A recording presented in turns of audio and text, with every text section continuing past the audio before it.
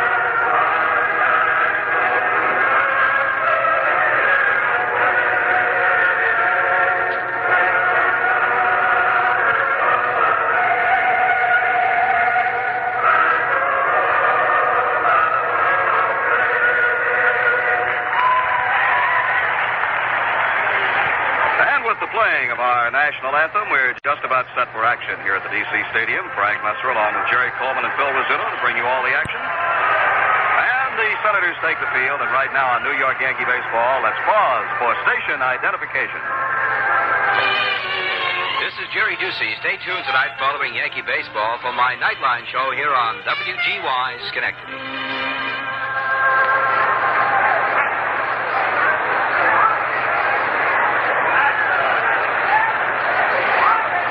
Take a look at Joe Coleman as he goes out to begin his warm-up throws for the Washington Senators. I'll tell you, they had quite a slam-bang ball game at Shea Stadium this afternoon. It was sort of an afternoon twilight game. It went 17 innings. The Mets won it 4-3, with Ron Taylor getting the win, and Roy faced the loser. A couple of home runs, Willie Stargell for Pittsburgh, and Tommy Agee for the New York Mets. The Chicago Cubs scored a run in the bottom half of the ninth inning to shade the Philadelphia Phillies 6-5. Now, Chicago went into the ninth inning with a 5-1 lead. And the Phillies scored 4 runs in the top half of the ninth, 3 of them crossing on a 3-run homer by Cookie Rojas. But Rich Nye stayed in there, and he got the win when the Cubs scored a run in the bottom half of the ninth, and Turk Farrell was the loser. The rest of the action in the National League is tonight, and all the games in the American League are tonight, including a doubleheader between the Cleveland Indians and the Oakland Athletics out on the West Coast, and Bill Kane will keep us up to date on those scores, and we'll be passing them along to you. Coleman completes his warm-up throws, and Horace Clarke is ready to take him on. Boy, Horace had a fine night last night, going 3 for 4. Added a few points to his batting average, bringing it up above the 200 mark. He's up at 218 now and on the move. Coleman this year has made 7 starts. He's pitched 2 complete games and has 1 shutout. He's worked 45 innings, allowed 40 base hits. Walked 9, struck out 22, and has a very fine earned run average of 2.01.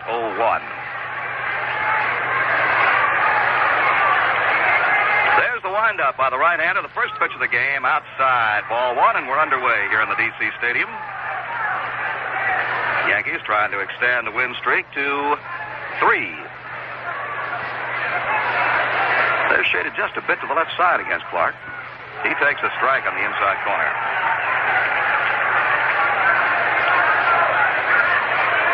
Defensively, the Senators have Frank Howard in left, Del Unser in center field, and Ed Stroud in right.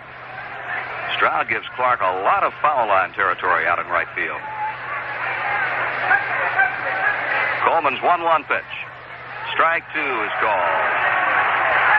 And Casanova really fires the ball back to his pitcher.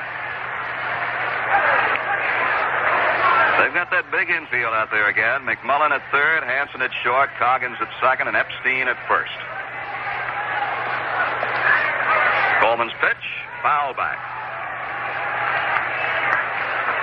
We say that big infield. You take a look at a Ken McMullen. He stands 6'3", 200 pounds.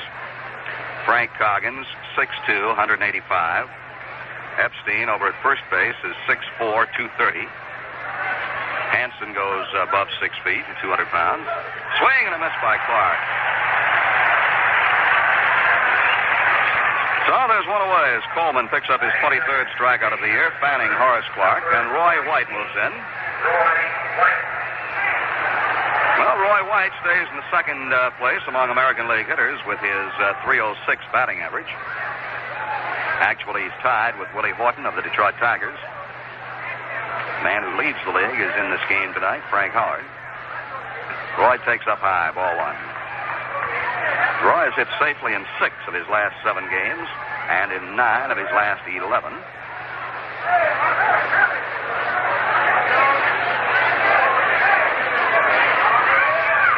1-0 pitch to him. Strike on the inside corner.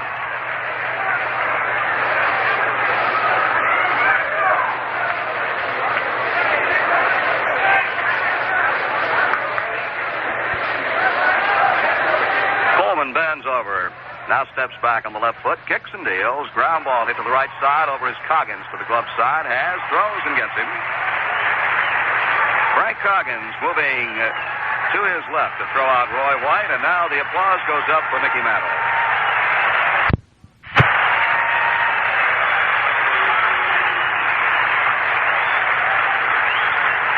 Batting third, first baseman, number 7, Mickey Mantle. Mickey Mantle batting .218, went 2 for 4 last night. Takes a rip and doesn't find it. Strike 1. This Joe Coleman, pitching for the Senators, is just a youngster. He is just 21 years of age, 6'3", 175 pounds or so. 1 strike pitch to Mickey, outside a ball. Coleman's father was quite a pitcher some years ago with the Philadelphia Club, Philadelphia Athletics. So if that name sounds familiar to you, that's why.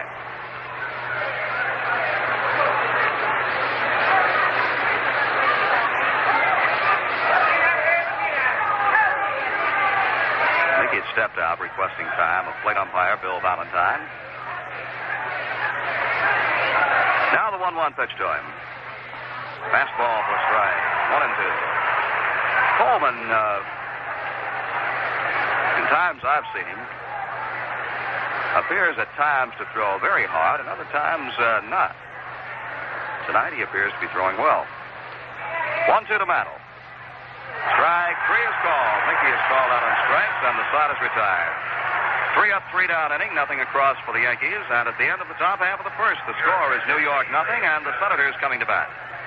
Folks, meet the first lady of cigars, the White Owl girl. Hi, Joe. Great view up here in the press box. I can really see all my White Owl men. Anybody I know? There's the commissioner of something or other in the first row. He's a White Owl man. He's smoking the White Owl New Yorker, the big cigar for the big moment. Lucky guy. He's got the VIP seat and just the cigar to go with it. And on his right, there's the tall, slim one. Slim? Must weigh over 250 pounds. The tall, slim one from White Owl, the White Owl Ranger. Don't you ever watch the guys on the playing field? Of course. Most of them are White Owl men, too. Like that tall, cute one over there. Good man. He had over 300 last year. Naturally. He smokes the White Owl Invincible, the cigar that makes you feel that way. His cigar made him hit over 300? Why not? You know you get a lot more from a White Owl than just smoke. Well, now we go to the bottom half of the first inning. Mel Stottlemyre, who had been out in the bullpen warming up prior to the game, has just made his way into the mound. And he'll be pitching to Unser, Stroud, and Howard, the top 3 hitters for the Senators. This is Stottlemyre's 9th start of the year. He's won 4, lost 3. Pitched 4 complete games and has 3 shutouts. Worked 64 and 2/3 innings. He's allowed 52 base hits, walked 16, struck out 43, and Mel has an earned run average of 2.78. And Mel Stottlemyre tonight is looking for his 61st career win. He has a lifetime record of 8-5 against the Senators.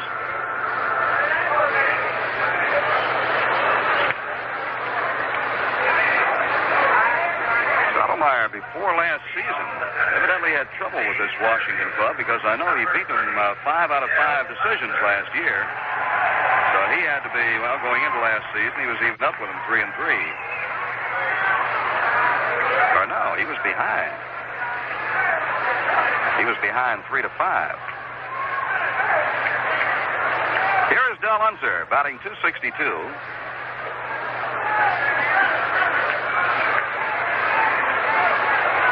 Unser, left-hand hitter.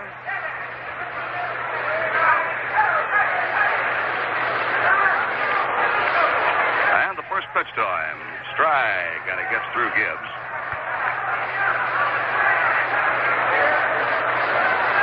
You know, it's a strange thing, but there is only one man in the American League that has more base hits than Del Unser. And that is Frank Howard, who leads the league in hitting. Howard batting .336, Unser .262. Ball outside and low, 1-1.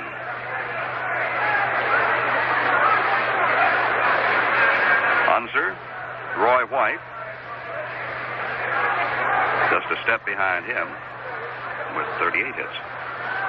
1-1 pitch. Ground ball left side. Nice play by Cox to his left. Throws high, but Mantle stretches for it, and they've got Unser. 1 away. The right fielder, number 36. And now the one they call the Creeper, Ed Stroud. That's a very facetious nickname because Stroud is one of the faster men around.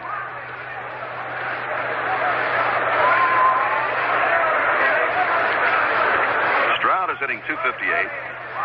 Had his first home run of the year last night. Came his first time up.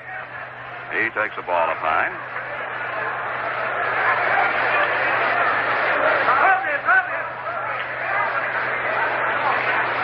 Stroud, left-hand hitter. 1-0 pitch. Strike call with a breaking ball. 1-1.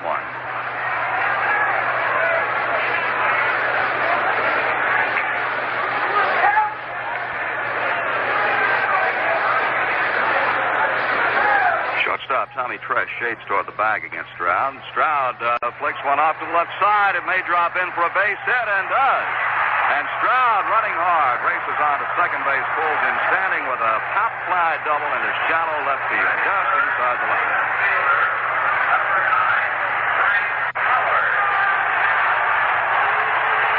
Little looping fly ball, and Tresh, who was going back, and Pepitone, who was coming in, could not get to it. So Stroud has a double, and Frank Howard steps aboard. This big man was collared in 3 trips last night by Jim Bowden. Bowden hit him his first time up and then struck him out 3 times in a row.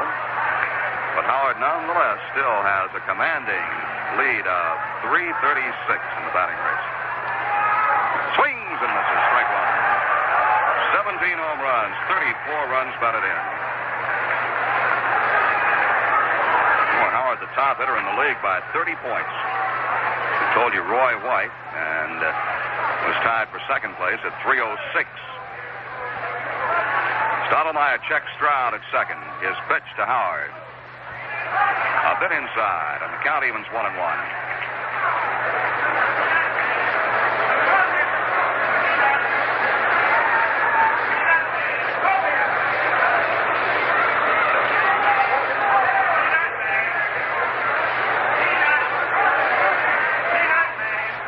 Again, the look back to second. Pitch to Frank. Swing out of this. Strike 2. A ball and 2 strikes now to Howard, with Stroud at second, 1 away.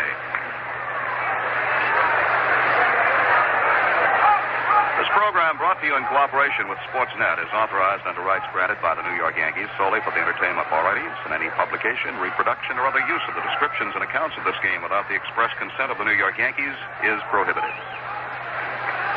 1-2 pitch. Low outside. Nice save by Gibbs. Moving to his right on his knees. 2 balls, 2 strikes.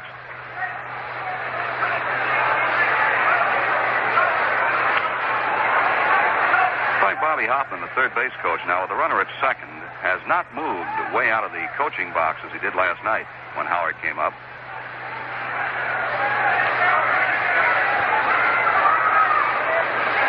Stottlemyre nods to the sign. Sets at the belt. And the 2-2 pitch. Check swing. Full count, 3-2.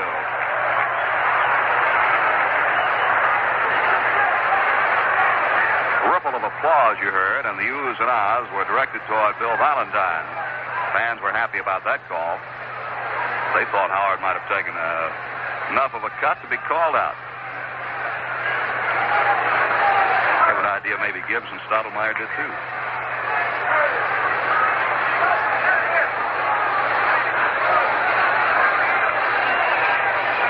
Looking down the lane. Still looking. Now he's ready. And the 3-2 to Howard. High pop.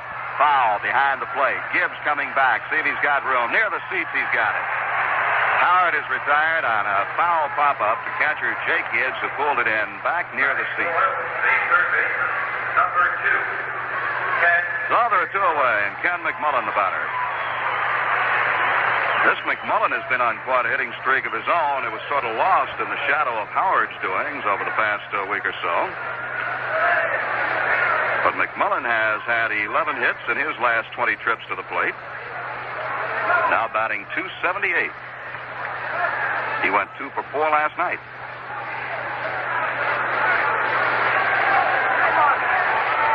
He's had, 6 hits in his last 10 at-bats, 2. Bounces a foul off the third base side. Bobby Cox runs it down past the dugout.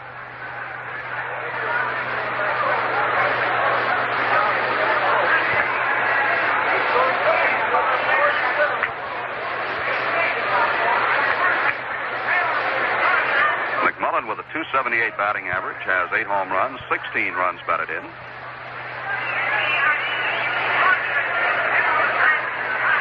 We told you he's a big man, well over 6 feet, 200 pounds. Stroud at second. And the pitch to McMullen. A ball, 1-1.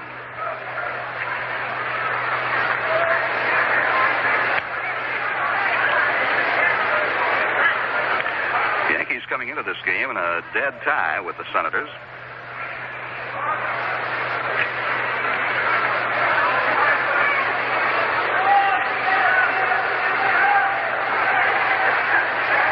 One pitch.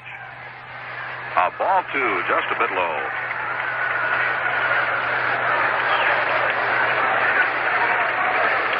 The Yankees and the Senators have each won 15 and lost 21. Oakland and Chicago have also won 15, but Oakland has lost only 20. The White Sox have lost but 18.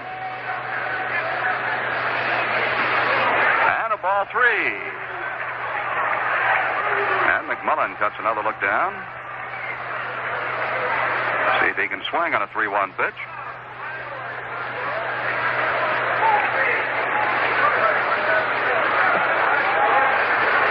Stottlemyre taking a little time to rub up the baseball.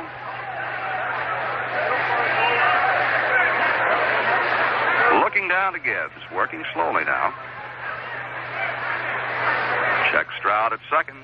And the 3-1 to McMullen. Ground ball to third. Bobby Cox plays it off his glove and loses it. All hands are safe. Kicked off the heel of his glove and off his chest. Rolled away from him, an errors charge to Cox. McMullen at first base and Stroud at third. And it brings up Mike Epstein. Senator first baseman, hitting 092. He hit a tremendous shot last night. Line drive off the fence and straightaway center field. Got a 3-bagger out of it. Ball traveled a good 410 feet. Swings and misses. Strike one.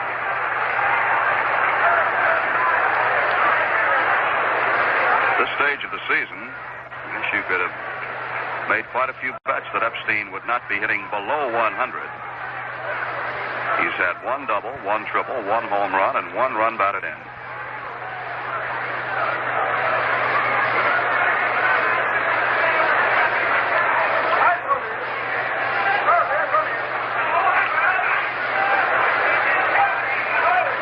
Runners at first and third, 2 outs. And the pitch. Down low with a breaking ball, 1-1.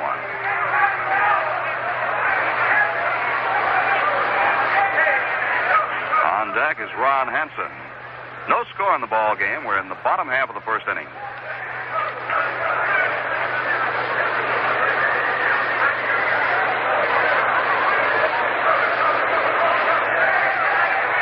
One pitch to Epstein. Long drive, right field foul. Into the upper deck. But a foul ball all the way.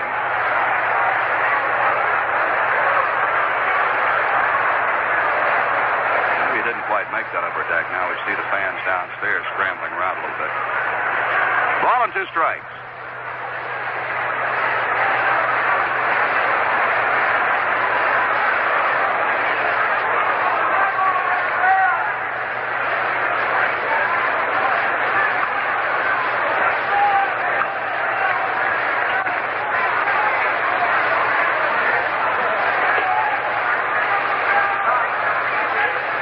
Bothered by a very sore elbow this year.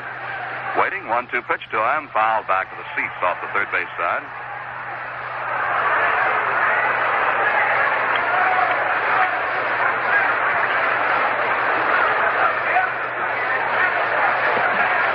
I told you Bill Valentine was the ball and strike umpire tonight. Jim Honachek is down at first base, Emmett Ashford at second, and Frank Umont is at third. 2 on, 2 away. Stottlemyre to the set. 1-2 pitch to Epstein. Low and outside. 2 balls, 2 strikes. So the deuces are up. 2 balls, 2 strikes. 2 on, 2 gone. First inning is over in Baltimore. Chicago nothing and Baltimore nothing.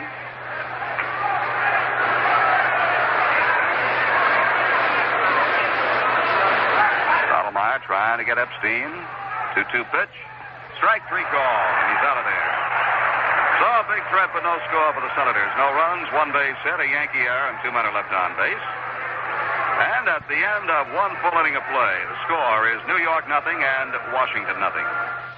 Would you believe it? Cohoes Manufacturing Company receives, tickets, and puts on their display floors more famous label fashions every day than the average women's fashion store carries in their entire inventory. It's not at all unusual for Cohoes Manufacturing Company to add as many as 1,200 to 1,500 new dresses in a single day. Even the most dedicated shopper would find it impossible to complain of lack of selection.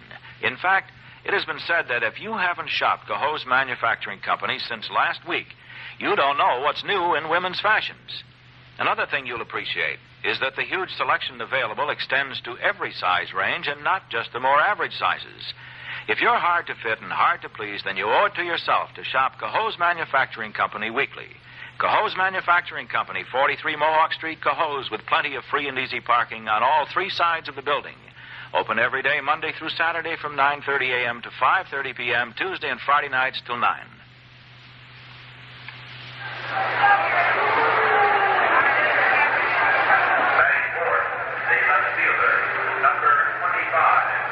Joe Pepitone will lead off as we go to the second inning.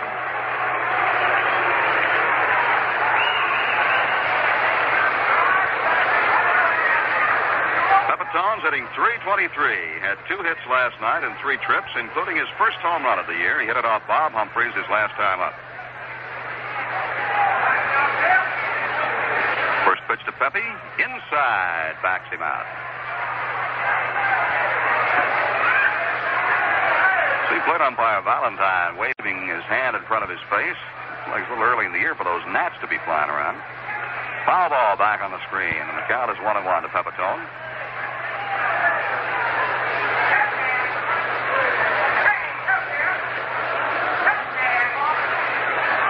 Andy Kosco is on deck, and then Tommy Tresh.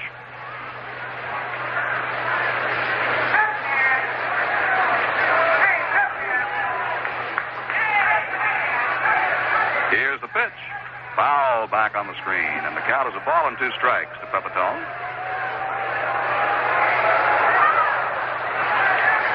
And we have a fair turnout here at D.C. Stadium tonight. Looks about the same size as last night.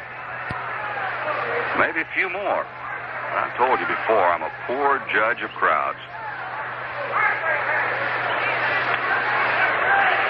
1-2 coming down to Pepitone. Here it is. Down low with a breaking pitch. 2 balls, 2 strikes. Joe Coleman is essentially a low ball pitcher. He keeps his pitches down. He can be tough. If he gets them up, he can get in trouble.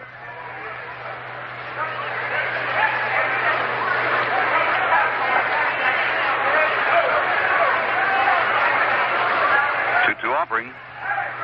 Low inside. And the count is full 3-2 to Pepitone.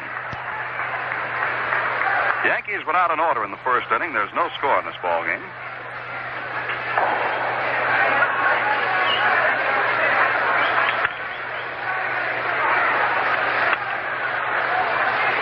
Pitch. Ball 4's inside, and Pepitone is on.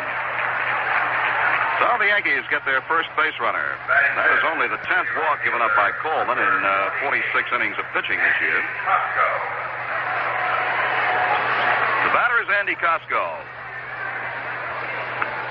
Kosco hitting .298 after going 2 for 5 last night.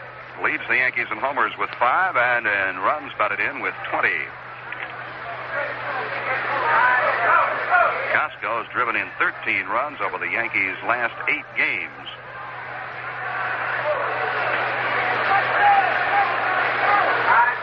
Pitch to him. Down low, ball 1.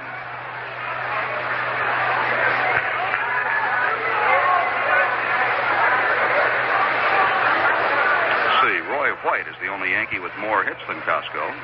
White has 38, Kosco 25. Epstein holding against Pepitone. The pitch is outside. 2 balls and no strikes now to Kosco.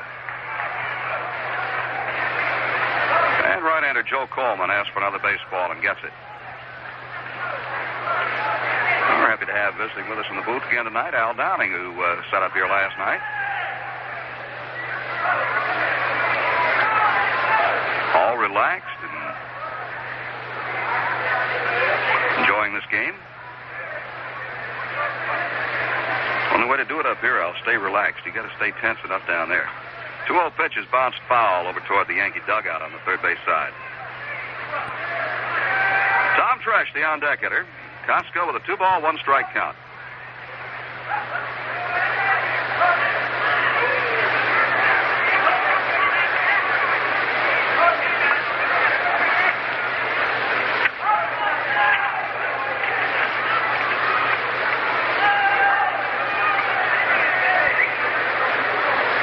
Throw to first base. Pepitone steps back.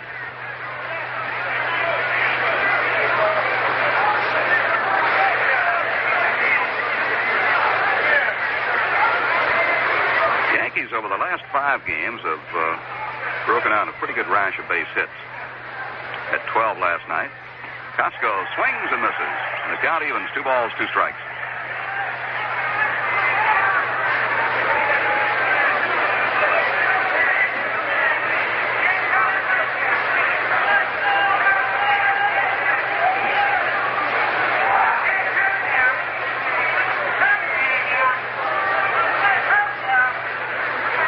Top of the second.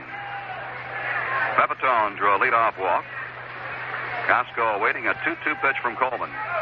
Here it comes. Swing and a miss struck him out. Casanova throws to first, but Pepitone dives back. Kosco strikes out, and Casanova uncorked a fine throw down to first baseman Mike Epstein, but Pepitone head first got back to the bag ahead of the tag. The third strikeout for Coleman. And it brings up Tommy Tresh. Tommy batting 155.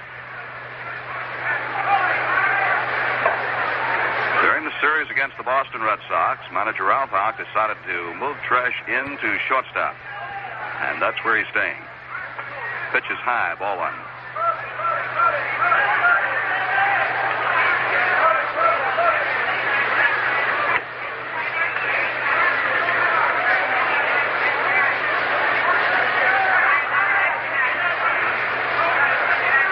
Although hitting but 155, has driven in 14 runs.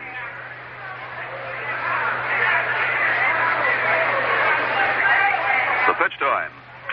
High fly ball out into left field. Howard started in. Now he moves back a couple of steps. Now he's coming in, and he made the catch.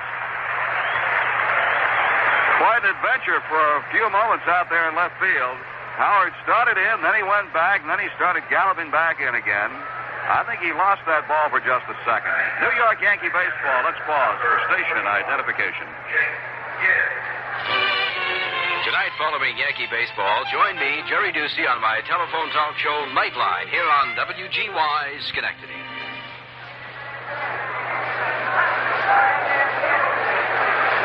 Well, here comes Jake Gibbs. Jake went 1 for 3 last night. He's batting .224. And as Al Downing commented when we were talking to him last night, Jake has gone back to a way of hitting that he employed a few years ago, going with the pitch and not trying to pull everything.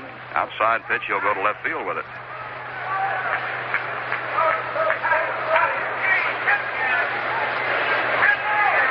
There goes Pepitone. Pitch is high. Casanova's throw to second, and Pepitone is out at second base. The shortstop, Ron Hansen, makes the tag. Pitch was high, and Casanova had a good shot. No runs, no hits, no errors, and nobody left on base at the end of the top half of the second inning. The score is New York nothing and Washington nothing.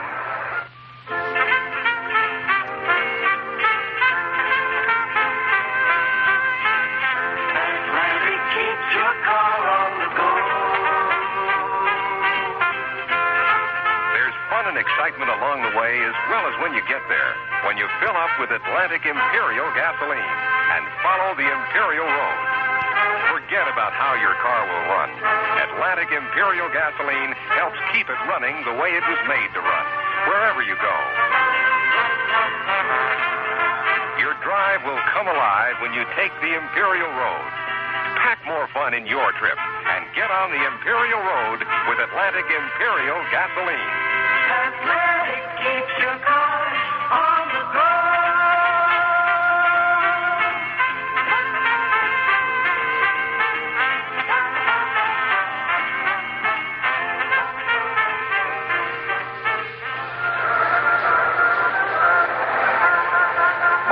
Second inning, Ron Hansen, Frank Coggins, and Paul Casanova will be coming up in that order for the Senators.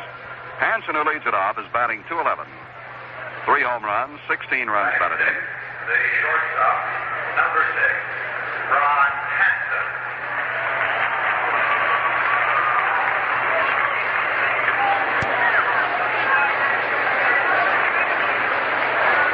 Hansen went 0 for 4 last night. We see him swatting around in front of his face, so there must be some gnats flying around there.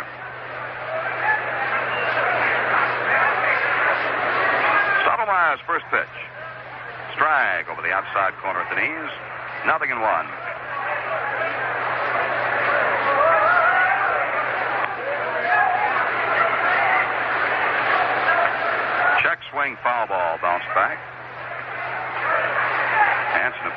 out in front of it tried to stop the swing and just nicked the ball foul. Third base coach for the Senators, Bobby Hoffman. Nellie Fox coaches down at first base. Didn't take Jim Lemon long to name his coaching staff once he was made manager of this club. Two-strike pitch. Swing and a miss. The bat flies all the way down to third. Bat flew out of Hansen's hands and went all the way to third base, where Hoffman retrieves it, tosses it back in toward the bat boy. So the second strikeout for Stottlemyre, and Mel's 45th of the season.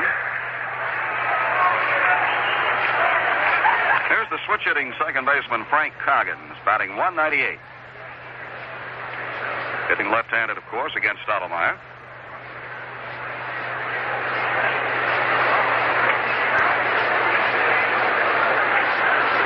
Coggins from down in Georgia. Takes low, ball one. Tall, slender youngster, 6'2", 185 pounds.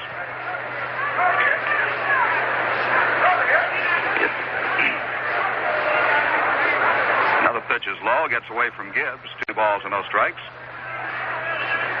Coggins still attends Tennessee A&I University in the off-season.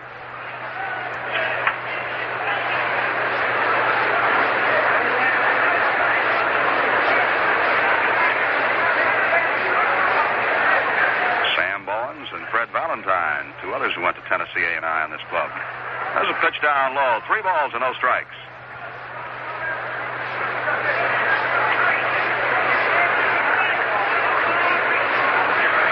Big news around Washington today was that big raise that Frank Howard got for his home run binge of the last week. Some say 5,000, some say 7,500. Ball 4 to Coggins. It's quite a story. After the game last night, Howard was just down the clubhouse getting ready to go and take his shower when the Senators' general manager, George Selkirk, showed up in the clubhouse, and everybody was amazed because George very seldom goes in to the players' sanctuary. But he went in, he called Howard aside and said, big man, I just tore up your contract and you've got a new one. I think you'll like it better. And you know what Howard said? He said, Mr. Selkirk, you shouldn't have done that.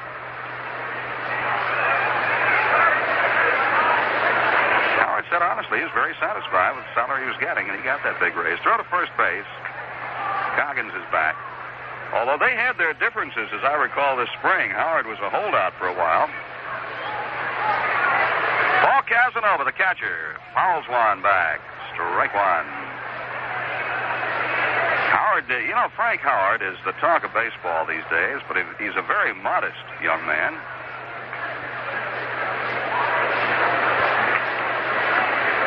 And he said that, honestly said that wasn't necessary at all.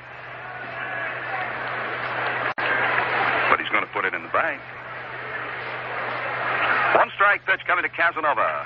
Ground ball, sharply hit into left field, base hit. Coggins down to second base, makes a turn and holds on as Pepitone comes up with the ball. So Casanova, who had 2 hits last night in 3 at-bats, adds another one his first time up tonight. And the Senators have runners at first and second, 1 out. And they bring up the pitcher, Joe Coleman.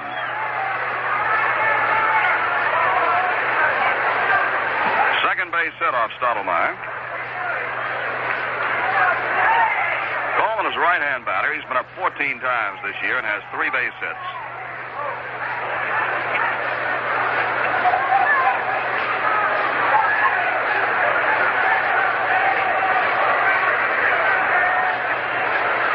Stottlemyre to the set. Here's the pitch. Up high, ball 1. Now Coleman that time squared off as if to bunt, and then choked up on the bat handle. He made a move as if he would like to try to chop at that ball.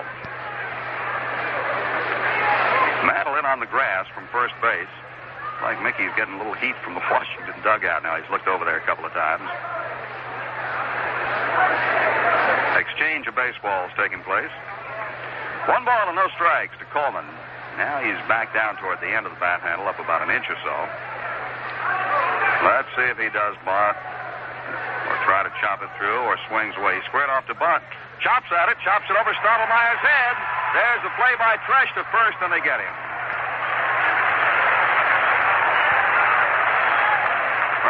Coleman just chopped at that ball and bounced it over Mel's head. Tresh's only play was to first base. Coggins and Casanova move up.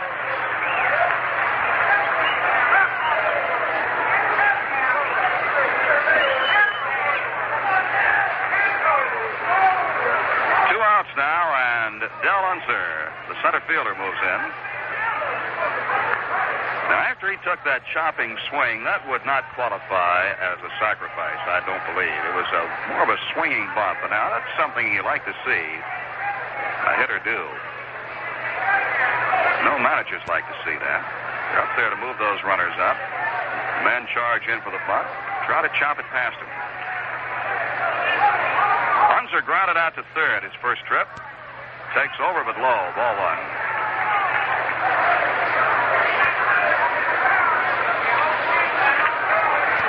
The hitter has to be sure when he's chopping at that ball that he chops it down and doesn't pop it up, because then everybody's in trouble.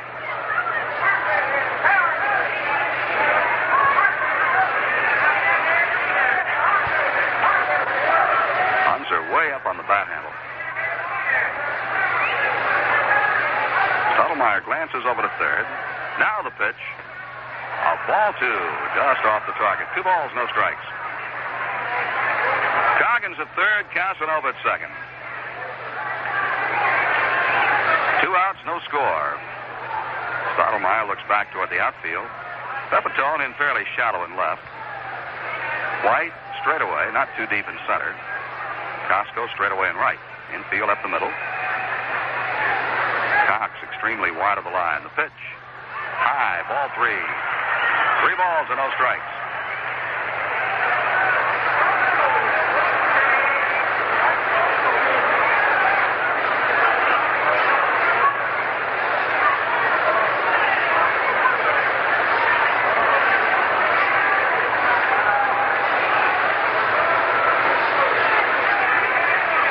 Pitch coming. He started to go for it. Took it for a strike.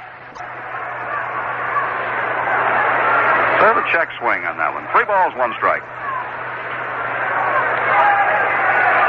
Ed Stroud is on deck.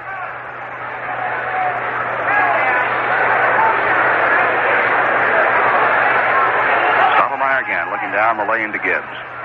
Over to third now. The windup, and here's the pitch. Chopper back to the mound. Stottlemyre has it. Makes his throw to first base in time. Coggins forgot there were 2 outs. He started down the line, then started to go back to third. He forgot there were 2 away. Stottlemyre throws out Unser, and the side is retired. No runs, a base hit, no errors, and 2 men are left on base. And now at the end of 2 full innings of play, the score is New York 0 and Washington 0. Pepperality is the spicy deal you get on every new 1968 Chrysler, Plymouth, or Imperial at Ted Pepper in Latham.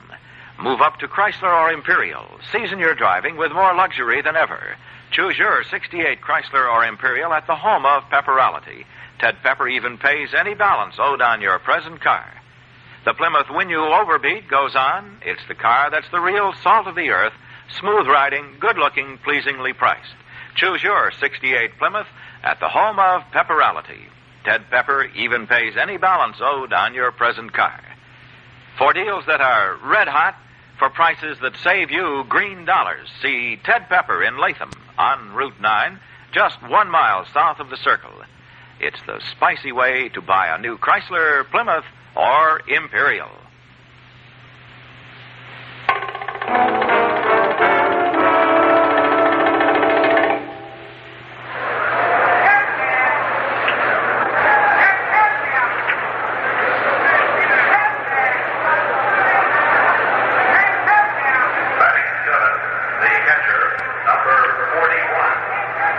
Jake Gibbs will lead off for the Yankees as we go to the top of the third. Gibbs was up there when Pepitone was thrown out to end the second inning. Gibbs, Cox, and Stottlemyre. Yankees looking for their first base hit. Pepitone reached on a walk leading off the second. Coleman's pitch. Taken for a strike. Howard playing Gibbs pretty deep out in left field.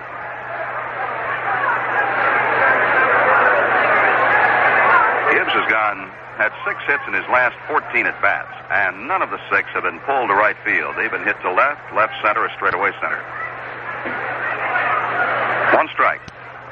Up high with a let-up pitch, 1 ball, 1 strike.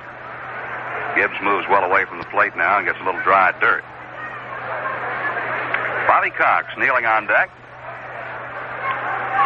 Rather quiet crowd so far. They haven't had too much to get excited about. Now the 1-1 delivery. Strike 2. Off-speed breaking pitch.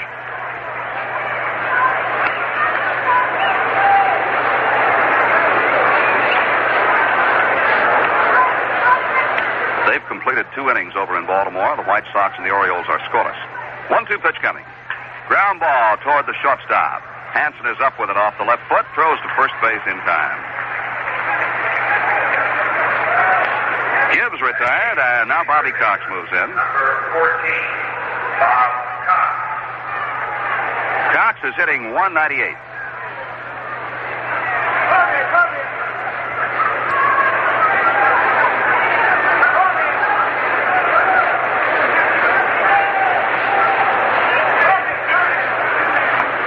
Check swing and a foul back off the mitt of the catcher Casanova. No ball's a strike to Cox. Stottlemyre on deck. Bobby went 1 for 4 last night. He also batted in one of the Yankees' 6 runs. 1 strike pitch to him. Breaks outside. 1-1. Well, the Giants had a big first inning down at Atlanta, leading the Braves 3-0 at the end of 1. We'll have a complete rundown of scores for you a little bit later. Bouncing ball right back to the pitcher, Coleman. He throws over to first base and plenty of time to get Cox. Sharp one-hopper hit right back to the pitcher. 2 down, and Mel Stottlemyre is the batter. Mel is 2 for 19 this year. One of his 2 hits was a double.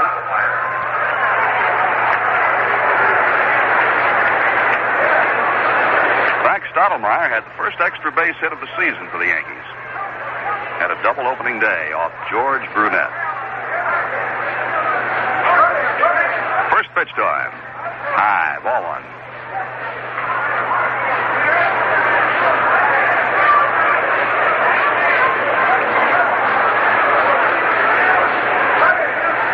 Delivery fouled away to the seats. 1 ball, 1 strike. It was one of Mel Stottlemyre's biggest thrills, and I'm sure it always will be one of his biggest thrills, was going 5 for 5 in this ballpark.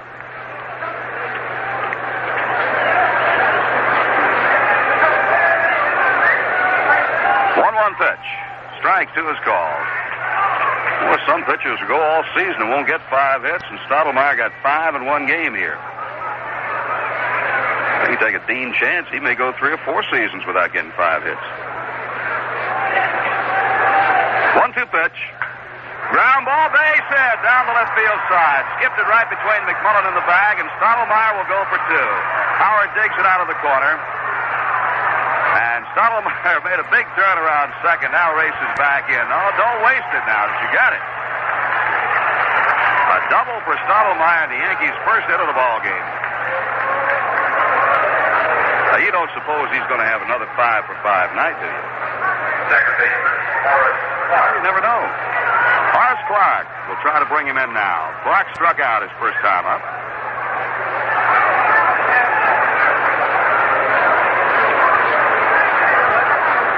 Some Stottlemyre just showed us he can run. He gets those long legs going, and he can move.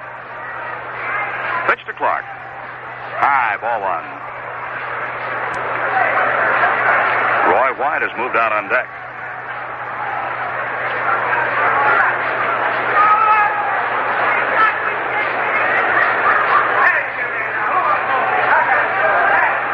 Coleman's pitch. Swing and a miss.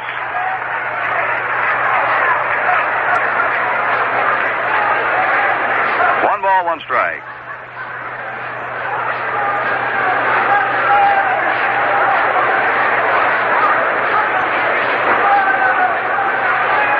You know, we discovered one thing last night, again tonight. There are some Yankee fans in this part of the country, too.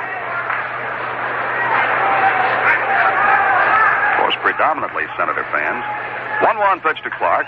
There's a fly ball well hit to left, but it's fading, and it's in the seats, foul.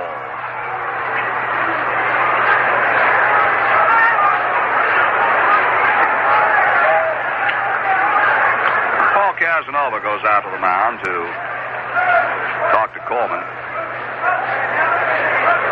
Al Downing's been awfully quiet tonight. When that catcher goes out there in a case like that, just what does he say? What does Gibbs come out and say to you? Well, I think in that situation, he was just trying to tell Joe Coleman to try to get the ball down because they had a man in scoring position. He wanted to save that run if he possibly could. Okay. 1-2 to Clarke now. And he's up high. 2 balls, 2 strikes.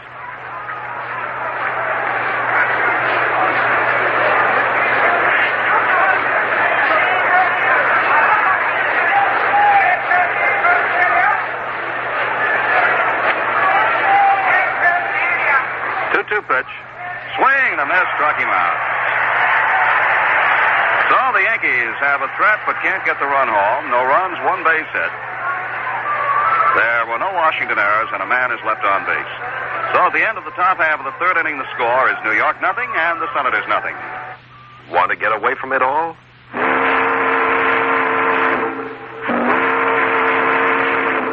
If you're looking for new, exciting places to visit, you don't have to cross the ocean or hop a jet. You don't have to because only a few miles from your home, there are many exciting and interesting places to see and visit. Places that you may have talked about, but never actually seen. Dad! Look at that fort. It's just like the one in our book. I never knew it was so close to our home. Let's go over to the big gate. Now your Atlantic dealer has made it easy for you. Atlantic has planned exciting trips and easy drive from your home. These fun trips are available in Atlantic's free weekender tour guides. They actually tell you where to go, how to get there, and what to see on the way. It's the easiest way to travel yet. Have a good trip. Right fielder, Ed Stroud. Ed Stroud will lead off for the Washington Senators in the bottom half of the 3rd inning.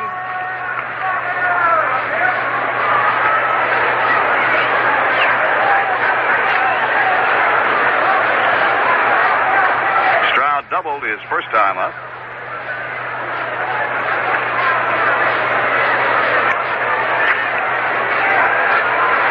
Stottlemyre's first pitch to him. Over but low, ball 1. Frank Howard is out on deck.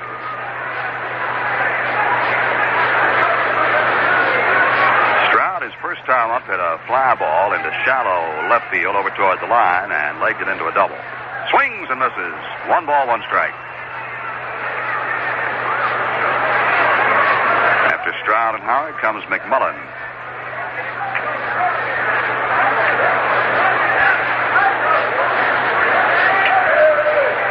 Delivery. He drags a bunt foul off the first base side. That was a swinging bunt. He just ran up a step, took a little chop swing at it, tried to drag it off the first base side of the mound, and he fouled it. 1 ball, 2 strikes. Frank, I think one of the reasons they call Ed Stroud the creeper is that he's the kind of guy that just wanders onto a foot race and looks like he can't run, and he winds up beating everybody by about 30 yards. Is that it, Al?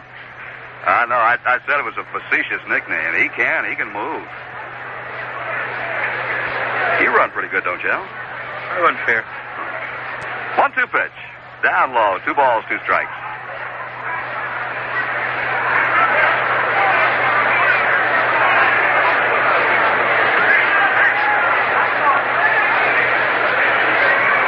Nobody on, nobody out. Stottlemyre winds, throws, ground ball to the right side of Clarke. He's over, bobbles it, picks it up, throws, and he does not get him. There will be charged to Horace Clarke. Ball handcuffed him. He got over to his right, got in front of it, and then he could not play it. So Stroud is on, and that's the Yankees' second error. And it brings up Frank Howard. Howard fouled out to Gibbs his first time up.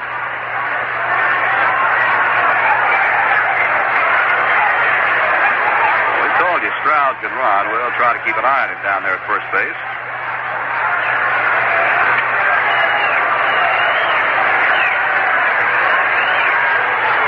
Senators have not been much of a running team. They have only 7 stolen bases. There's a pitch low and outside to Howard. Of those 7 stolen bases, though, Stroud has 4 of them. Coggins 1, Unser 1, and Valentine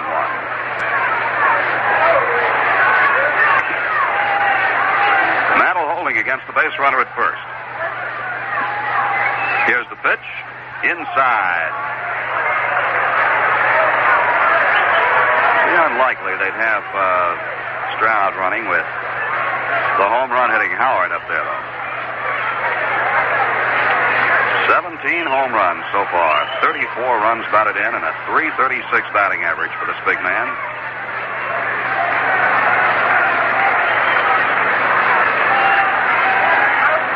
Look to first. 2-0 pitch. Cut on. Bouncing ball to left of Tresh and on through to center field base hit. Stroud running hard on his way to third. Throw comes into second base, and the Senators have runners at the corner. Frank Howard bounced one up the middle into center field. His first hit of the series, and in this ball game, it is base hit number 3 for Washington. With nobody out, the Senators have a big threat going here in the third. The batter is Ken McMullen.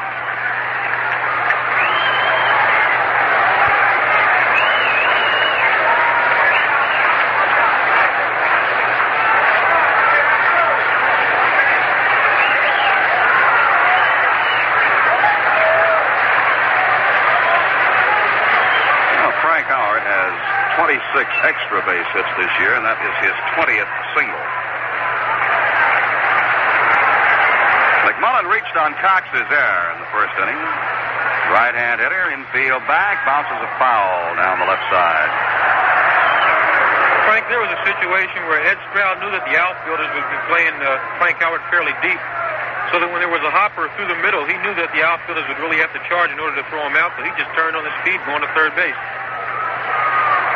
That's one thing that it is so important for a base runner to know, too, Al, is to know where those outfielders are playing. Notice where they're playing, right? Yes, it is. Because very often that can mean an extra base and an extra run. So even if they get a double play now, there's a fairly good chance that they can score. Right. All right, 1 strike pitch to McMullen. Ground ball foul again off the left side. Almost the same spot. No balls and 2 strikes.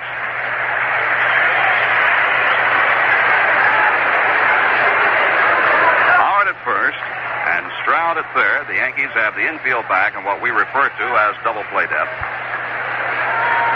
Both Tresh and Clarke about a third of the way in from the outfield grass on the skin of the infield. Cox backed up at third. Mantle holding against Howard over at first.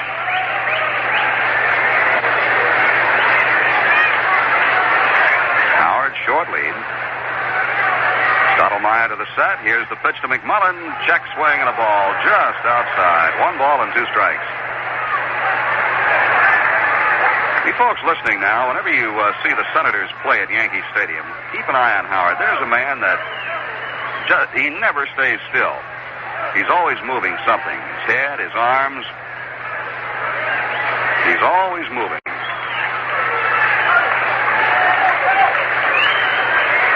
1-2 pitch coming down to McMullen. Here it is. Foul back. A ball and 2 strikes. I think what's going through Mel's mind right now, Frank, is that he must strike this man out or make him pop up, because if he gets the ground ball in the double play, there's a possibility they'll score a run. If it's a fly ball, will Stroud fast enough that he could possibly score on that also. All right, Al. Nobody out with Howard at first and Stroud at third. Stottlemyre working very deliberately, brings the hands together. Here's the pitch, and he struck him out. Strike 3 is called. McMullen took it. First baseman, Mike Epstein. The third strikeout for Mel Stottlemyre, and it brings up Mike Epstein. Infield stays back and shaves around to the right side now, with Howard at first base and Epstein the batter. This Mel would like to have a nice, sharply hit ground ball to Horace Clarke along about now, wouldn't he? That's right, Frank. That would be the ideal play.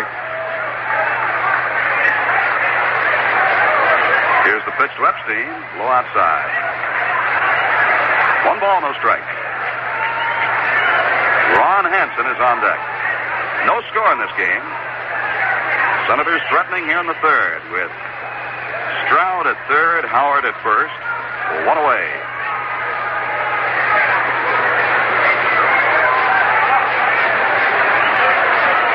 Pitch. Outside. 2 balls, no strikes. Following this half inning, I'll have a complete rundown of scores and action in other games for you.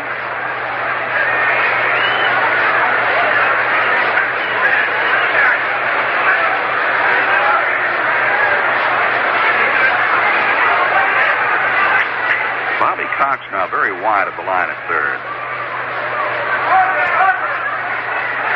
Stottlemyre comes to the set. 2-0 pitch. Fly ball out of the shallow center. It's going to drop in for the base hit. Here is Stroud in to score. Howard stops at second. Just a soft fly ball and more of a humpback line drive into center field, and Epstein drives in the first run of the game. The Senators lead 1-0. For Epstein, his second run batted in of the year.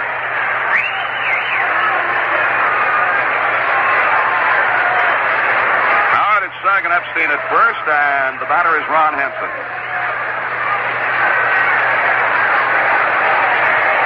The run is an unearned run. Stroud reached on an error.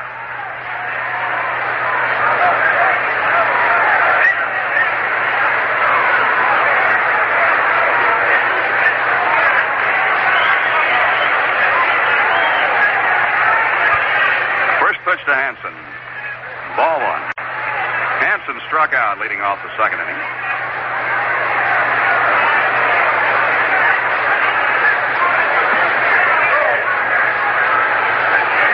Well, crowd buzzing a little bit now. They had a chance to cheer for their Senators just a moment ago. 1-0 to Hansen. Here it comes. Strike call. 1 ball, 1 strike.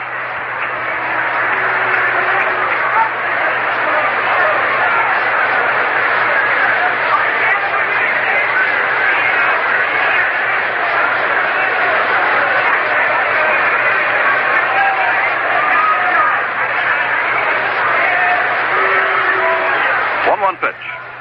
Low. 2 balls, a strike.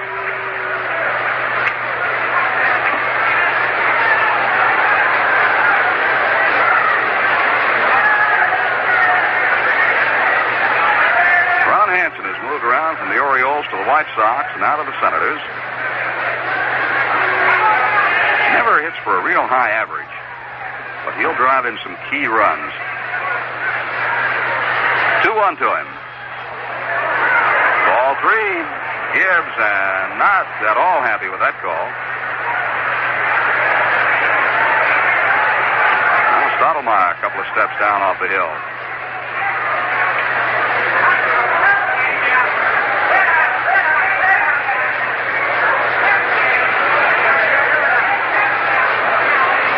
Well, I would have to say this. The pitch appeared to be right around the letters, maybe just a bit inside.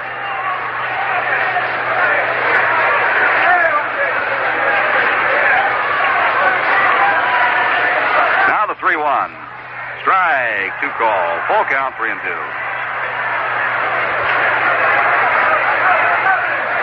One out. A 3-2 pitch will be coming down to Hansen with Howard at second and Epstein at first. 1 run across.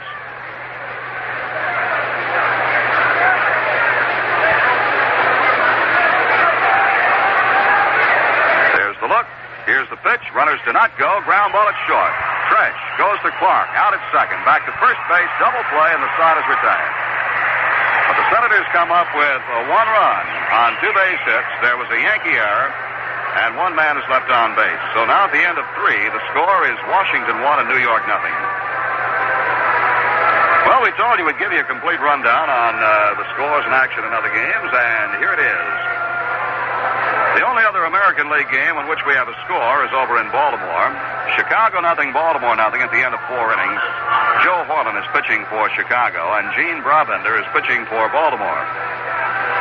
Now, the first game of the doubleheader out in Oakland should be getting underway along about now, and It will be Sam McDowell pitching for Cleveland against Chuck Dobson in the first game of 2, Cleveland at Oakland.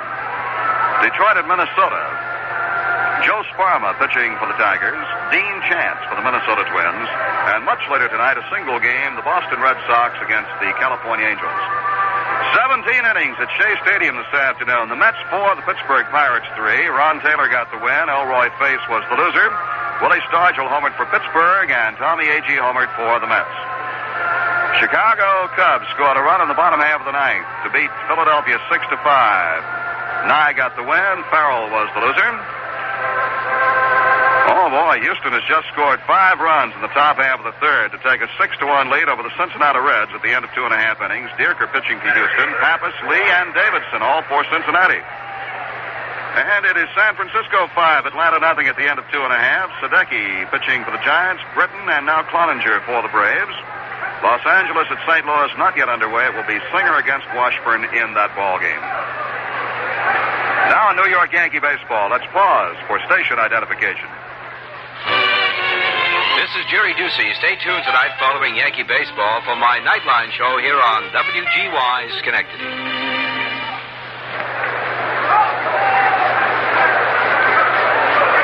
Roy White will lead off as we go to the 4th inning, and the first pitch to him is up high. Bounces off the mitt of catcher Paul Casanova to the backstop. 1 ball and no strikes. Roy grounded out to second baseman Coggins his first time up.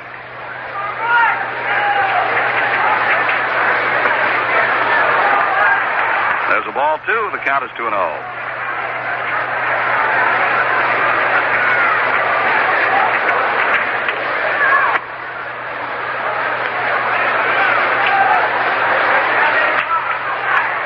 It's a bouncing ball at first. It is knocked down by Epstein. He recovers it, steps on the bag, and White is retired.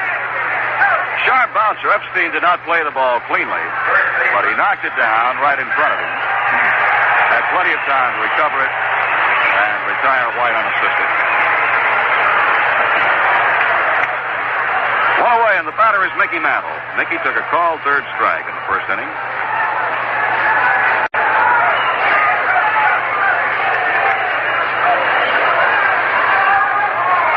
Show a run, 4 hits, no errors. The Yankees no runs, 1 hit, and 2 errors. There's the windup. Here's the pitch. Swing and a miss by Mantle. Strike 1.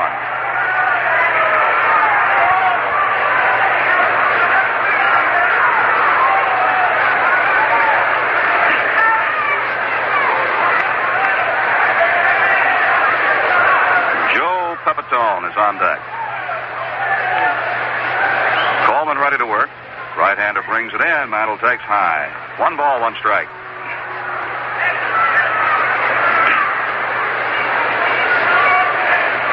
Boy, 17 innings. Mets and the Pirates. 1-1 pitch. Strike 2 is called. Off-speed pitch from Coleman. That's when you're glad you have an afternoon game, Frank, when you play those 17-inning games. Boy, I'll bet. That takes care of the afternoon and the early part of the evening. Here's the 1-2 to Mickey. High, 2 balls, 2 strikes. Now, you notice how that Casanova really fires the ball back. He doesn't fool around with it. Well, he keeps the pitchers on his toes, Frank, and I think he tries to keep the pitcher alert. The fact of not making bad pitches and keep his mind concentrating on his control and on his target.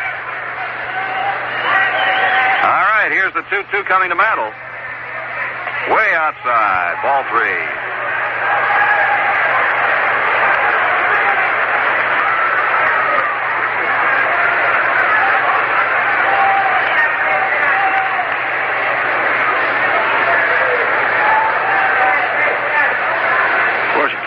From here, but I've got a feeling that Coleman's got a pretty red left hand, the glove hand right now. 3-2 pitch to Mick.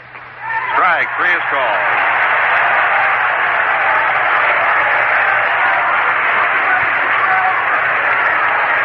Five strikeouts for Coleman. 2 down, and the batter is Joe Pepitone.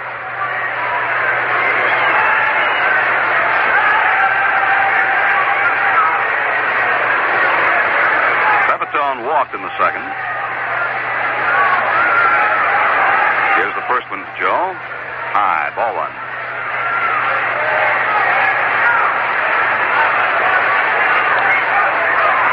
Everywhere Joe goes, fans get on about his haircut.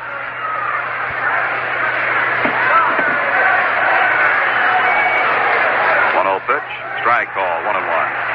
Guess I shouldn't say the fans get on about his haircut. They get on about his lack of a haircut. Is that it?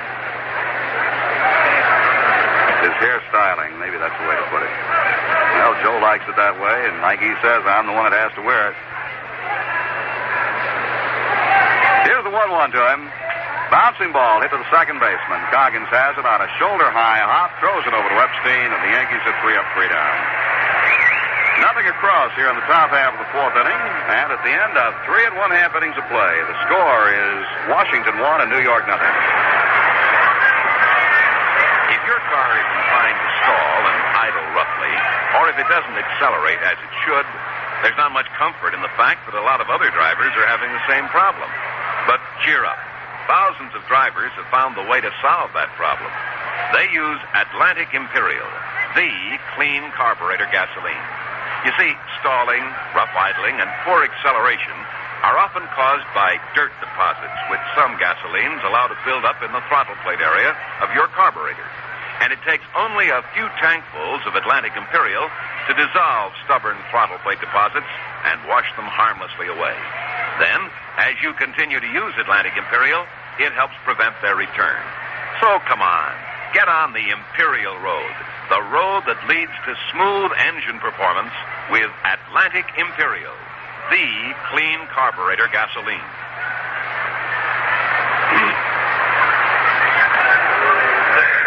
Well, Al Downing just brought out a very good point. Just because you see a pitcher put his hand up to his mouth doesn't mean he's trying to load up a ball and throw a spitball, right, Al? We try to make that clear. That's true. Okay, we go to the bottom half of the fourth inning. Frank Coggins will lead it off for the Senators. Fouls one, back off the mask of Jake Gibbs. No balls and 1 strike. Coggins walked his first time up. Senators with 1 run on 4 hits. The Yankees no runs and 1 hit, a double by Stottlemyre. There's a pitch low and inside. 1-1.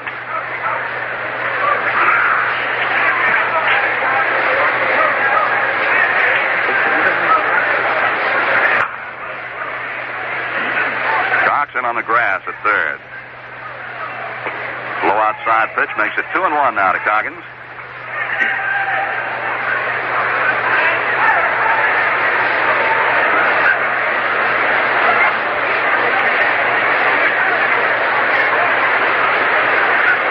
Swing and a miss. Evens it up 2-2. Coggins, tall, slender young man. 6'2", 185. 24 years old, from Griffin, Georgia. 2-2 pitch to him. Struck him out swinging. 4th strikeout now for Stottlemyre. And the catcher, Paul Casanova. Well, Casanova hadn't been hitting too much. In fact, he was under 100 going into last night's ball game, but he went 2 for 3 last night, and he's had to hit his first time up tonight.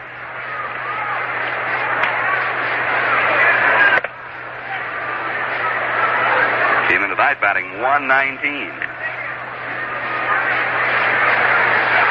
Bounces one to third baseman Bobby Cox. He has it, makes his throw to first in time, and that is all for Casanova.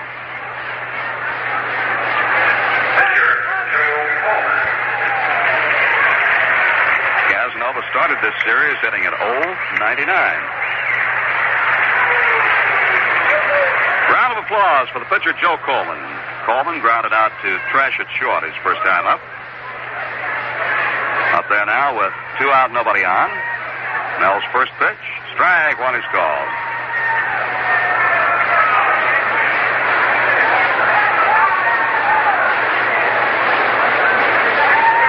Swing and a miss, strike 2. base is empty, Stottlemyre works a lot quicker than when he has men on. Gets that ball, ready to bring it in again, and he's down low, 1-2.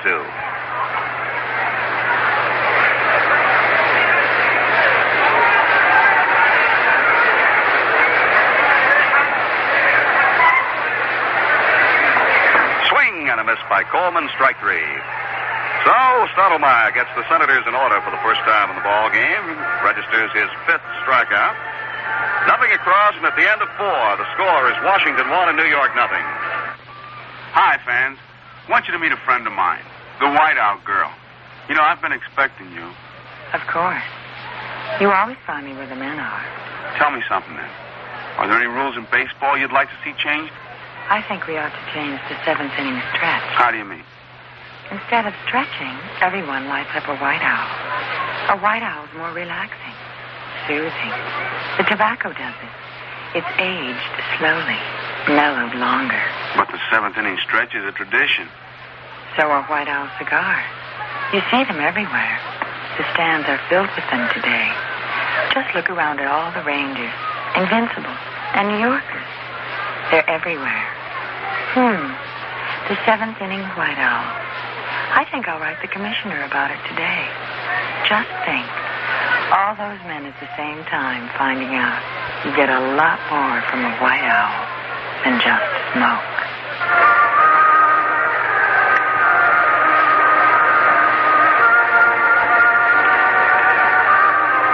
Well, we go to the 5th inning. The Yankees will try to get something started against Joe Coleman and the Senators with Kosco, Tresh, and Gibbs. Right fielder, Andy Kosco.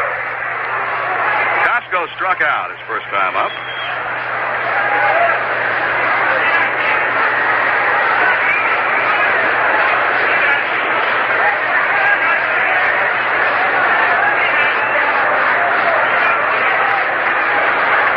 Coleman well back off the skin of the pitching mound, off that 18-foot circle, rubbing up the baseball. First pitch to Kosco, low and outside, ball 1.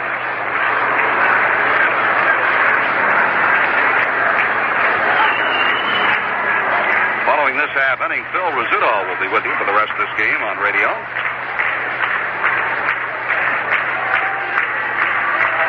Told you we had some Yankee fans here. Hear 'em? Swing and a miss by Kosco. It's a ball and a strike. A little rhythmic applause begins down there in the vicinity of the third base dugout.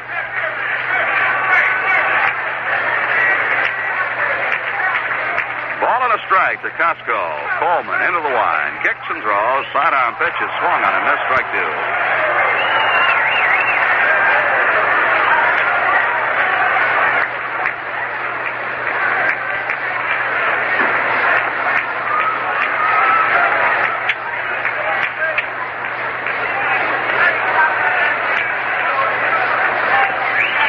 Foul ball. Bounce back toward the on-deck circle where Tresh is kneeling.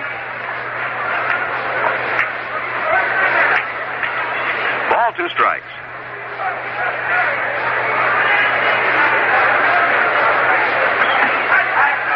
Well, that Unser out in center field is really backed off, and so is Howard in left. And so, for that matter, is Stroud in right. Check swing, foul ball coming back into the seats just past the dugout. Kosco started around on that one and more or less self-defense. Got the bat up there. Ball was right up around his chin.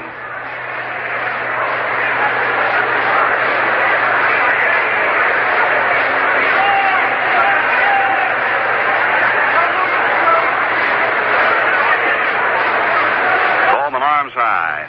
1-2 pitch. Low. 2 balls, 2 strikes now to Kosco.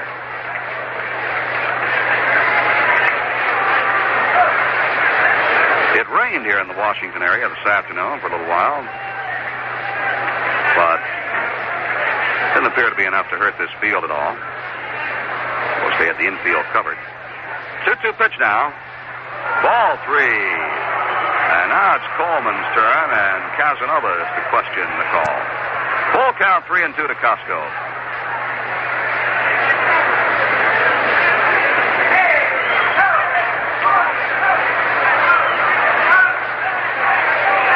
Pitch coming. Bounce foul. the on-deck circle to the left. White Sox and the Orioles still scoreless there in the 6th inning. And we see Minnesota scored a run to take a 1-0 lead over Detroit at the end of one.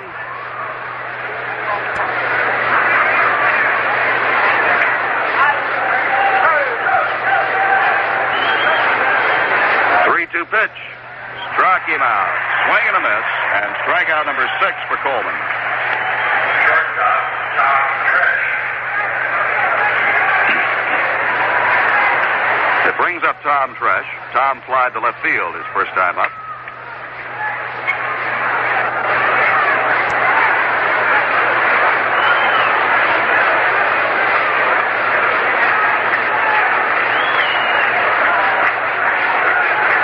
Hit the ball well tonight in batting practice. Got a few over the right field wire fence. He bunts foul.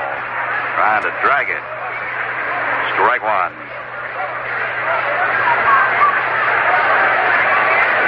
Jake Gibbs on deck. The Yankees have had but one scoring opportunity in the ball game. That in the 3rd inning when with 2 outs, Stottlemyre doubled to the left field corner. But Clarke struck out to end the inning. Now the 1-strike pitch to Tresh. High. 1-1. If you're joining us for the first time, final scores. The Mets 4, the Pirates 3, Cubs 6, the Phillies 5. 1-1 pitch. Foul back on the screen, and it's a ball and 2 strikes.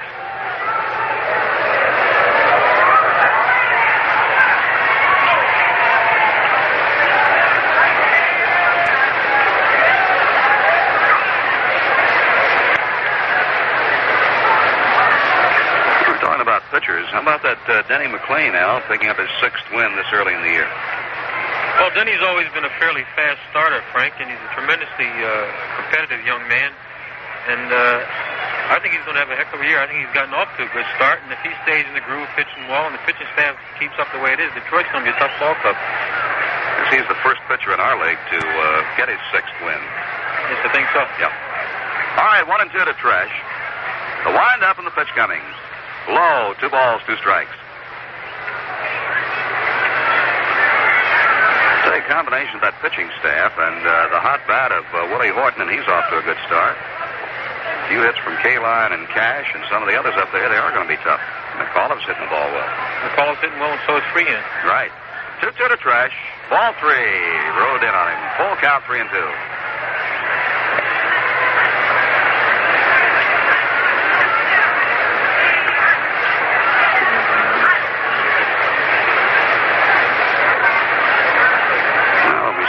That the American League has the interesting pennant race again this year that it had last year, with perhaps another couple of teams even in on it.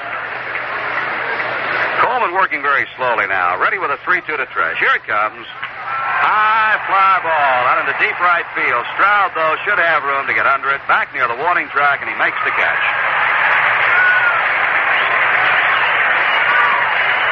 Tresh got a lot on that one, but got it way up in the air. And Stroud made the catch in deep right. 2 away, and Jake Gibbs steps in. Jake grounded out to the shortstop Hansen his first time up. Bobby Cox moves out on deck.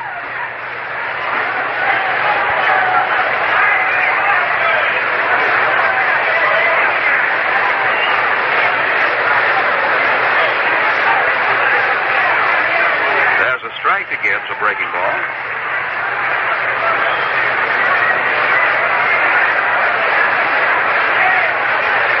Notice the right fielder Stroud is more of it to the line than he was earlier on Jake. And there's a line drive, pulled to right field, base hit.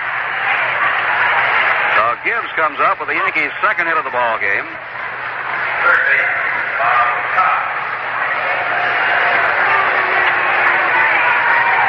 Bobby Cox moves in. Cox hit a sharp one-hopper right back to the pitcher Coleman his first time up.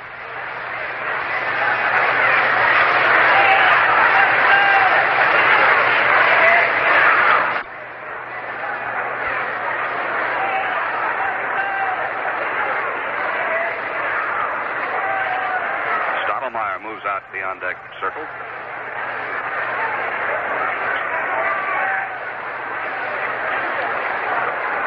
Gibbs on, and Epstein plays the inside corner. Pitch to Cox. Fastball is outside. 1 ball, no strikes.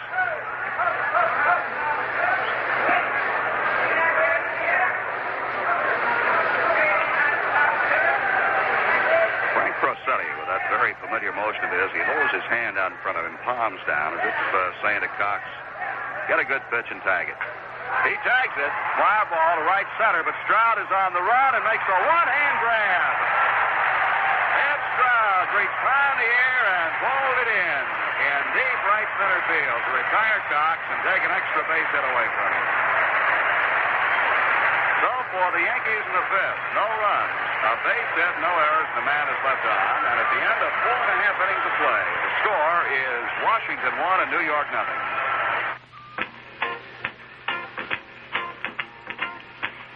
Atlantic keeps your car on the go. Atlantic keeps your car on the go. Go, the day is warm and it's bright. Go, the track makes everything right. When you go, follow the Imperial Road. No matter where you drive, you're always on the Imperial Road when you go with Atlantic Imperial gasoline. Atlantic Imperial helps keep your car running the way it ought to run, all the way. Atlantic keeps your car on the go. On the go. Let Atlantic Imperial gasoline put you on the Imperial Road and keep you there. Please report to the personal service window on the main level. Bottom half of the 5th inning comes along here at the D.C. Stadium, and it will be the top of the batting order for the Senators. Del Unser up for his 3rd time. He's grounded out to 3rd and also bounced back to Stottlemyre. Left-hand hitter Unser came in batting .262, bunts foul. Tried a running bunt and fouled it back.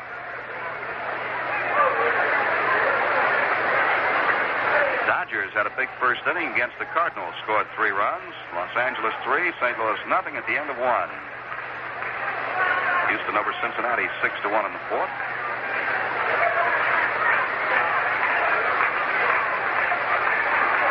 One strike pitch to Unser. Low inside, around the ankles. 1 ball, 1 strike.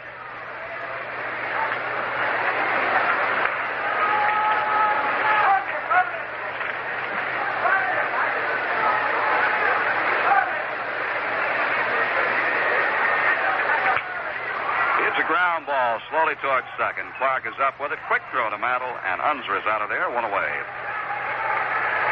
Right fielder, Ed Stroud. And a big hand for Ed Stroud, who made a saving catch just a moment ago in the top half of this inning. He went deep up the alley in right center field to take Cox's bid for an extra base hit. Had that ball gone in, it could have tied this game up. First pitch to him. Fastball inside. 1 ball, no strikes. Stroud has reached twice tonight, doubled in the first inning, then reached on an error by Clarke in the 3rd and came in to score the game's only run. Swings and misses. 1 ball, 1 strike. Frank Howard is on deck.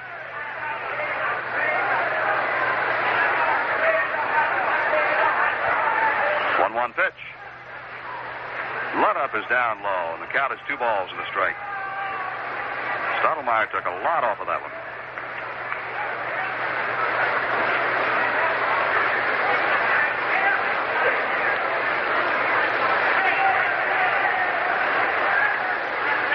There's a strike called over the outside corner to make it 2-2. Well, Cleveland and Oakland are underway, and they played an inning. Neither team scored. That is the first game of a doubleheader at the Oakland ballpark. Chicago and Baltimore still scoreless. They're in the 6th. 2-2 pitch coming.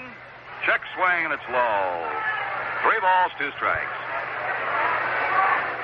And Minnesota got a run in the first for a 1-0 lead over Detroit at the end of 1.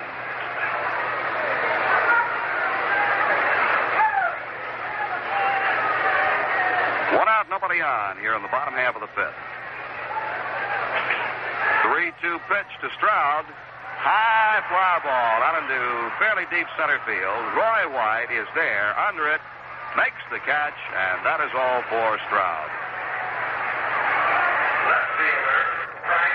Two down, and the batter will be Frank Howard.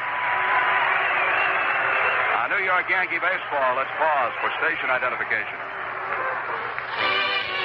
Tonight, following Yankee baseball, join me, Jerry Ducey, on my telephone talk show Nightline here on WGY Schenectady.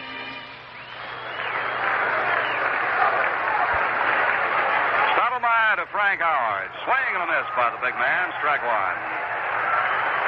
Howard fouled out to Gibbs in the first inning. Then he drilled a single to center field in the third, which set up the one run in this ball game. 0-1 pitch.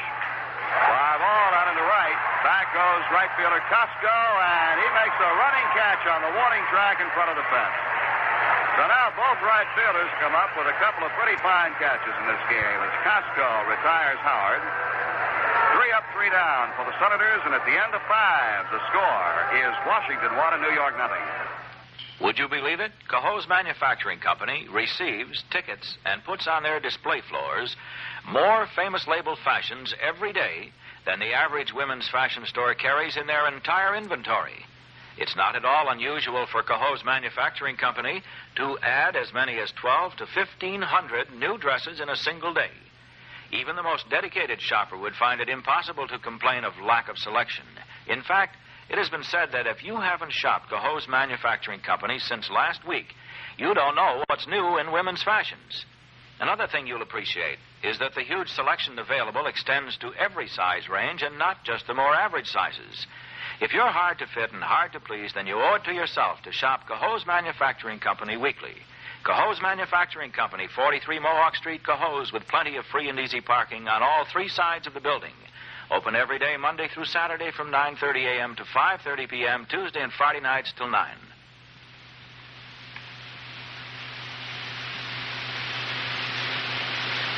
You can hear them in the Yankee Hall of Fame at Yankee Stadium. And just a word to you moms and dads listening, when you bring the youngsters out to Yankee Stadium to see the Yankees this year, they'll have a chance to see Mickey Mantle and all the greats of today.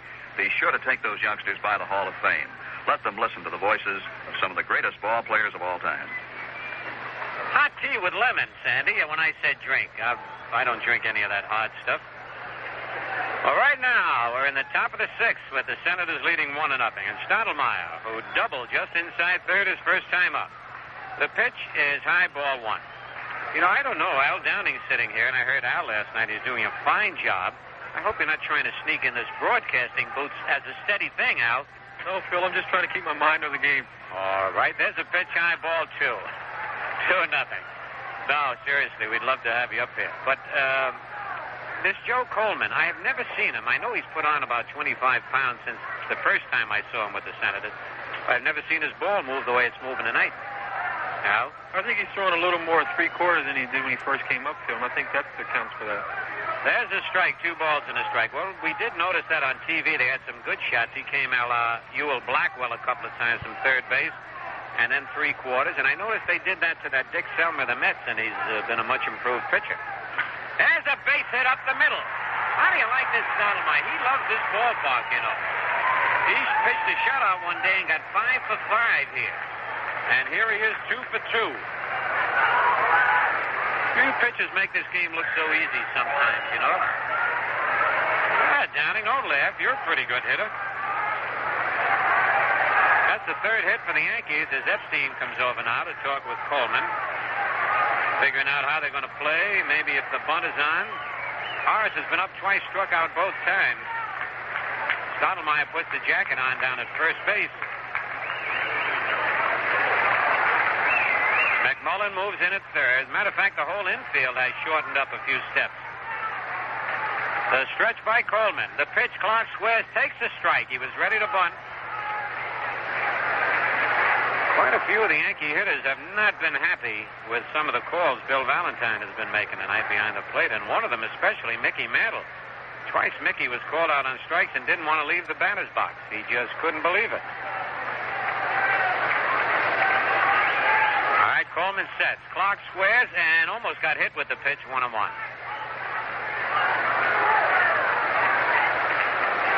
When you're pitching, Al, and that bat is up there, do you like for him to square around early so that you know he's going to bunt?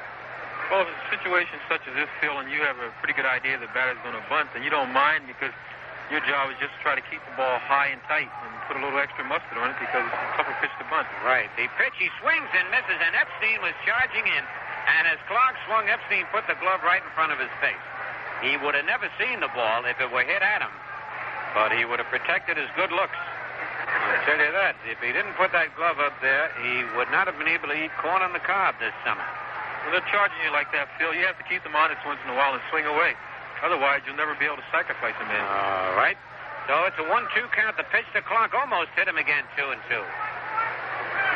Well, that's what makes this game so interesting, Al, is the fact that the hitter's thinking, the pitcher's thinking, the catcher's thinking, the rest of the ball players, and you're trying to outsmart the other guy. That's true. I mean, it's not a game that you just go up, stand in the batter's box, swing, go back to the plate, and the pitcher just throw the ball. It's going to be quite a game of science. Here's the 2-2 pitch. Popped off his fist, and the third baseman, McMullen, in foul territory, makes the catch. And Horace fouls out for the first out here in the inning, and the batter now, Roy White, who has bounced to second and bounced to first. And the Yankees have gotten into a little bit of a rut with their attempts at sacrificing. Early in the year, especially in spring training in the first part of the year, they couldn't miss. Every time they were sent up to sacrifice, they'd do it. But as Al said, these pitches and the way the infield is charging now, it's a lot more difficult to lay down a sacrifice. It's got to be almost a perfect bunt. I think we've made some good sacrifice attempts, Phil, but it's just a case of where the third baseman or the first baseman is rushing you so quickly that he can pick the ball up in time. He can throw the man out second. Right. Fair. The pitch to Roy White fouled back off the screen. Roy had a good cut at a fastball. No, Stottlemyre at first base, 1 out. The Yankees trailing 1-0 here in the top of the 6th. On deck, Mickey Mantle.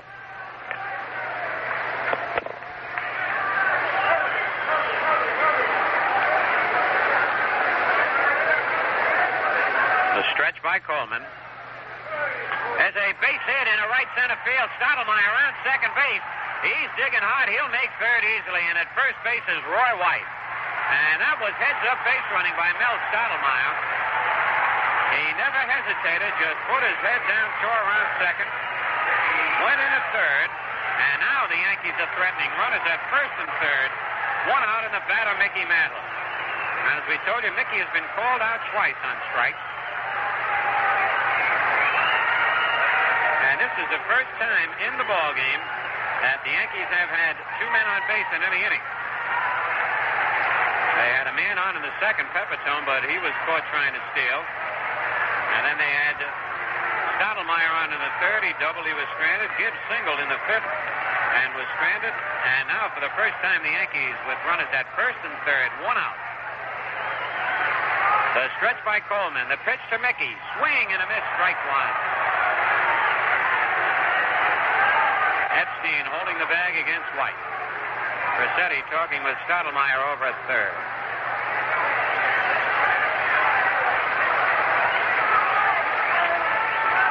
Joe Coleman taking plenty of time out on the mound. He sets. The pitch, swing and a miss, strike 2. Mick went after a high fastball that time, and on both swings he appeared to be swinging over the ball. I think what Rossetti was probably telling Stottlemyre is that if it's a ground ball, he has to score because chances are they'll go for the double play. Very good thinking, Al. I knew it. I just wanted to see if you knew it. Just waiting for you to say that. Keep you on the ball. All right, ready for the 2-strike pitch. Strike 3, swinging. On 3 straight pitches, and they appeared to be all fastballs, although they might have dipped a little bit, Al. I don't know why, but Mick appeared to be swinging just over that ball. He had 3 good cuts, but didn't get a piece of any of them. Mickey strikes out for the third time. That's 7 strikeouts for Coleman. The runners remain at first and third, and here's Pepitone, who walked and bounced to second. I think they were three of the hardest pitches I've seen Coleman throw in this game thus far, Phil. I think he just felt like bearing down a little bit. Mark of a good pitcher when you got that little extra. There's a base hit for Pepitone. Scoring is Stottlemyre. Going to third is White. And it's a tie ball game. White rounds third and then goes back. And Pepitone comes through with a clutch single to center field. And as Al Downing just said, Joe Coleman really bearing down on Mickey Mantle. And after he struck Mantle out, he might have let up unintentionally, of course. But he got the big man Mantle, and then Pepitone comes through with a clutch single to drive in Stottlemyre. The ball game's tied up 1-1. Run is still at first and third with 2 out, and here's Andy Kosco. Andy's been up twice, struck out both times.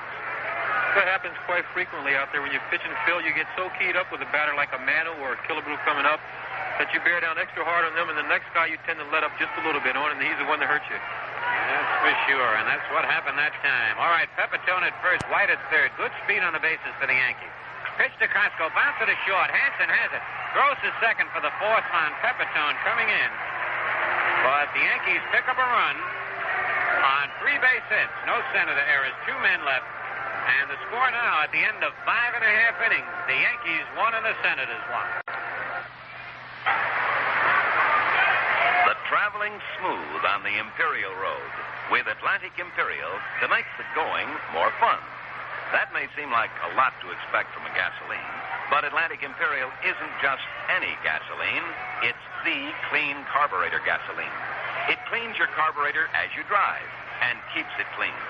That can do a lot to increase your driving pleasure because dirt deposits in the throttle plate area are a common cause of stalling, rough idling, and poor acceleration. Problems you shouldn't have to put up with. Atlantic Imperial won't tolerate troublesome throttle plate deposits. It dissolves them and washes them harmlessly away. Then, wherever you drive, you're on the Imperial Road, where every trip's a pleasure trip. So come on in. Get on the Imperial Road with Atlantic Imperial, the clean carburetor gasoline.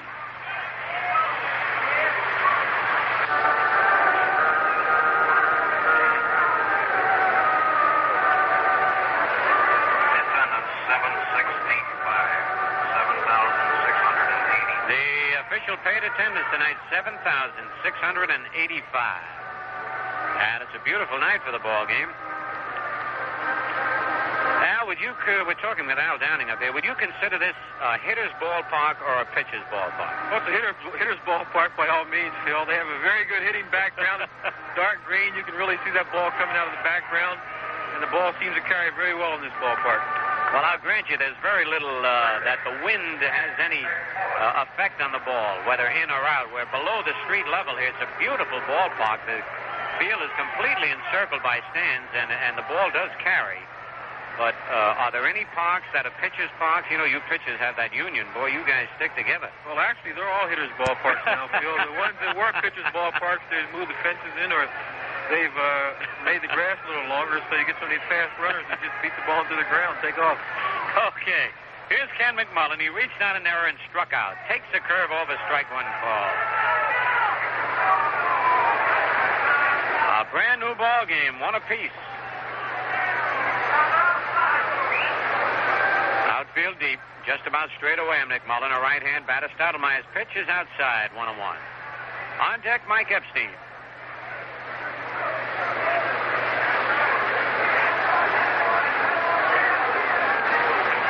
Stottlemyre gets the sign from Gibbs. The short windup.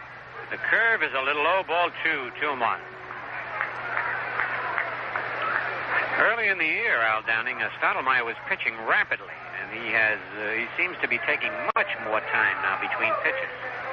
Well, I think that in a game like this, Phil, where you're tied up, you're going into the last 4 innings of the ball game, you don't want to make any mistakes, so you come a little more hesitant out there. All right, there's a pitch low, and it's 3-1.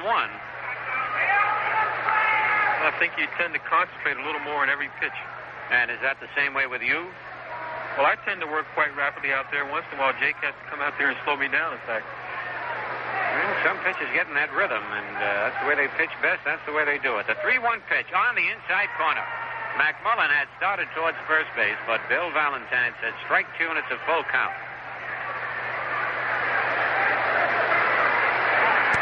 The Yankees have have 5 hits now, and the Senators 4. Score is tied 1-1.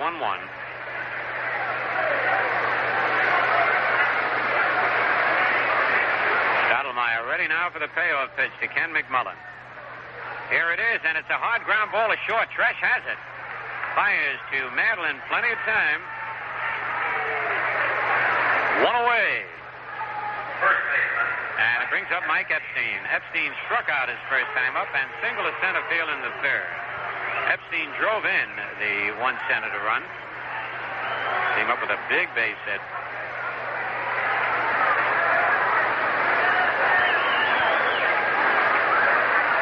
One out, nobody on. Epstein stands deep in the box. Stottlemyre's curve is popped up. Bobby Cox, with plenty of room in foul territory, makes the catch, and it's 2 away. And with 2 out, Ron Hansen will be the batter. Hansen struck out and bounced into a double play.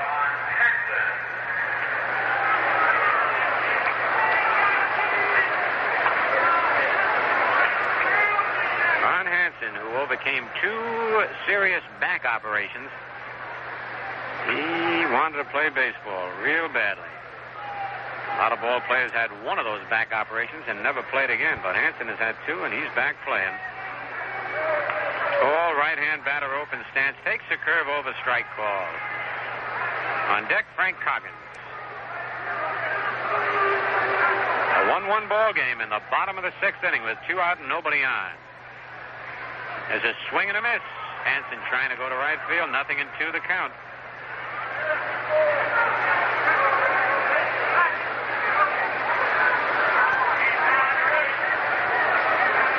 Outfield, Pepitone, White, and Cosco. Strike 3 called. Stottlemyre nicking the inside corner. Pitched beautifully to Hansen that time. 6 strikeouts for Mel as he sets the Senators down in order. And the score now at the end of 6 full innings. The Yankees 1 and the Senators 1. And now Al Downey's going to give us a rundown of the scoreboard. Well, Phil, over in Baltimore, we have Chicago at Baltimore. Joel Horling's pitching against Gene Broadbender. And at the end of 6.5 innings, we still don't have any score over there. Out at Oakland, we have Cleveland at Oakland. McDowell's against Dobson. At the end of 2.5, there's no score there. In Minnesota, we have Detroit at Minnesota. Joe Sparmer against Dean Chan. At the end of 2.5, the score is tied up 1-1. Later on tonight, we have Boston at Anaheim. Good, now the National League. Over in the National League this afternoon, the Mets beat Pittsburgh in 17 innings, 4-3. The winning pitcher was Ron Taylor, and the losing pitcher was Elroy Face.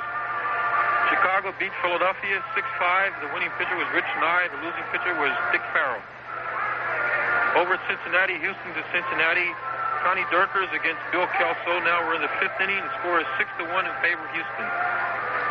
L.A. is at St. Louis. Singer against Washburn. At the end of 2.5, the score is 4-0 in favor of the Dodgers. And San Francisco is at Atlanta with Ray Sadecki pitching against Clay Carroll now. They're in the top of the 6th inning there, and the score is 5-1 in favor of the Giants. All right, Al Downing. And right now, here's Tommy Tresh. Tommy flied to left field in the 2nd inning, flied to right field in the 5th inning. A 1-1 ball game as Joe Coleman winds, delivers a pitch high, ball 1. On deck, Jake Gibbs with Bobby Cox to follow. The top of the 7th. Coleman's next pitch is a little bit high. Ball 2, 2-0. Phil, this is a situation where Coleman would like to get the side out in order if he can, because that means in the top of the 8th, he'll be leading off with Mel Stottlemyre, the pitcher, which every pitcher loves to do, lead off with a pitcher at the top of an inning. All right, except that Stottlemyre has a double and a single against him. He's 2 for 2. There's a strike on the inside corner. Well, I know what you mean, because the pitcher, 99 out of 100 times is the weakest hitter on the ball club. Well, not only that, Phil, if you lead off with your 8th man and he gets on, then you get a sacrifice situation, which is almost invariably you wind up with a man on second base. Uh-huh. All right. 3 balls, 1 strike now to Tommy Tresh. Tommy looks down at Frank Crissetti. Joe Coleman turns around, looks out towards the outfield. Now toes the pitching rubber. The 3-1 pitch on the way, and it's lined to right field. Ed Stroud right there makes the catch. That ball was hit right on the button and right at Ed Stroud. He hardly had to move in his tracks. So, one away, and here's Gibbs. Jake bounced to short and single to right field.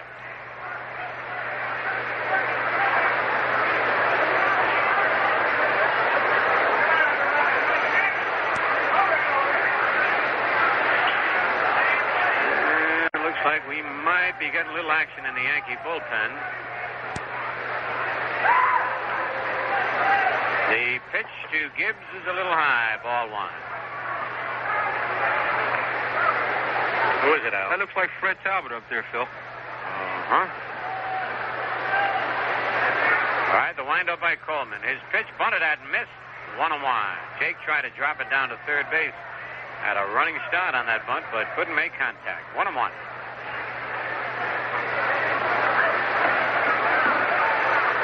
I think Coleman was a little surprised on that. He was rushing in to get the bunt, and Casanova was throwing the ball right back to him. The 1-1 pitch, a ground ball to second base. Coggins to his right, boots the ball. And Gibbs around first and then holds on. And Coggins nonchalanted that ground ball. And that's when you make those boots. He got there in plenty of time and tried to be real graceful about it. Went right off the heel of his glove, over his shoulder, out in the short center field. And so that's the first error for the Senators in the ball game. And the batter now, Bobby Cox. Bobby hit back to the box and lined to right field. Stroud making a beautiful running one-hand catch.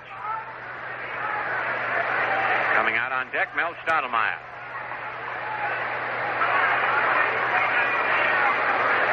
Epstein holds the bag against Gibbs. Jake has 4 stolen bases on the year, so he could be a threat. The stretch, the pitch to Cox, a bouncer foul to the left of the plate.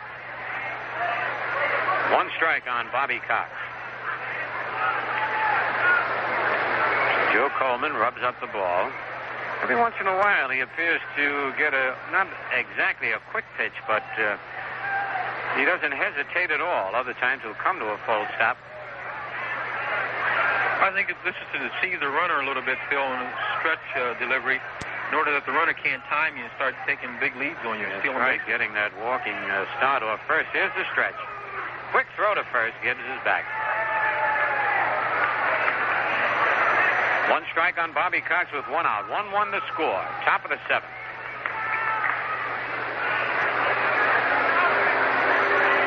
Coleman steps back off the rubber. Wants to look at that sign again. And Bobby Cox steps out of the batter's box. All right, now we're ready to go. Gibbs dances off first. The pitch to Cox, curved low and away, 1-1. Bobby checks Frank Coggins after each pitch.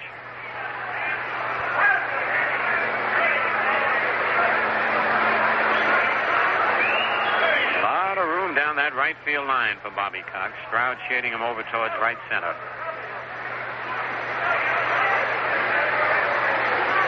Joe Coleman stretches. The pitch is bounce foul and back of the plate. Gibbs gave a pretty good bluff that time as though he were going to go. It took about 3 quick short steps and stopped. Get that infield moving when you do that. Gives that hitter that little edge of getting one through. Jake has fairly good speed, Phil. He's stolen 4 bases for us this year. And not only that, as you remarked, if he gets a little bit of an edge, he can break up the double play. Right. Get that running jump. All right, Gibbs leading off first. Coleman is really slowed down now. He gets the sign from Casanova. Here's the stretch. Gibbs lean. There he goes. The pitch is fouled at the plate.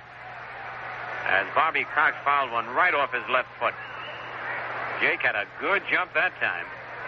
Of course, Cox with 2 strikes on him had to guard the plate. Couldn't take any chance of letting it go. So Jake ambles back to first.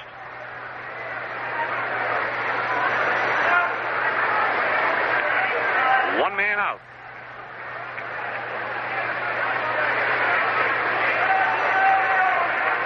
Senators with their new uniforms this year, new colors. Going to look a little bit like the Phillies or Cincinnati Reds. Here's the stretch. The pitch low and away, 2-2. And again, Gibbs had Casanova bouncing out of that catcher's box, bluffing an attempted steal. Count is even at 2-2.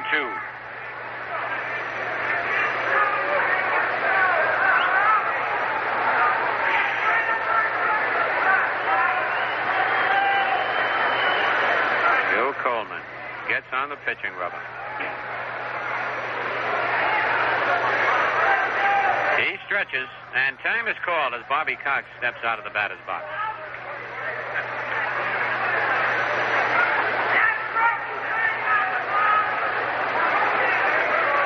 I think Coleman might be beginning to tire just a little, Phil. I notice he's taking a lot more time between pitches, and he's a lot more hesitant about his signs out there. Mm-hmm.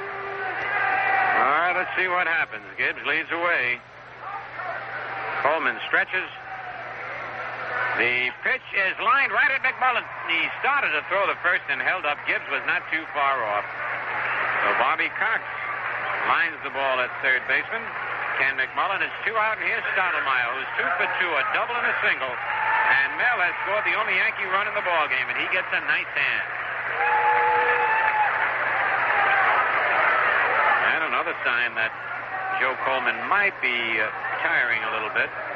3 balls have been hit hard off him in this inning. Tresh lining hard to right.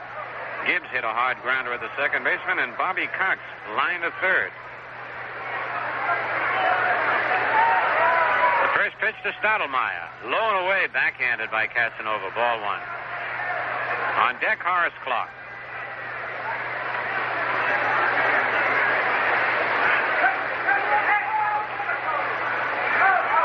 Epstein still holding the bag against Gibbs. Even though Stottlemyre is a pretty good pitcher, hitting pitcher, I doubt if Jake will try to steal. There's another base hit for Stottlemyre. Holy cow, 3 for 3 for Mel Stottlemyre. And this has got to be his favorite ballpark. He lined a double just inside third in the third inning. And then the next 2 times up, got base hits right up the middle. So the Yankees have 6 base hits, and Stottlemyre has 3 of them. And here is Horace Clarke. And Horace has had a rough night. He struck out twice and fouled out to third. Horace has been plagued with injuries this year. Gibbs at second, Stottlemyre at first. Mel does not put the jacket on this time. He did not put it on in the third inning when he doubled and was at second. He put it on in the 6th inning after singling. This time he declined. A 1-1 ball game in the top of the 7th with 2 out. Pitch to Clarke, way outside, ball 1. Still no action in the Senator bullpen.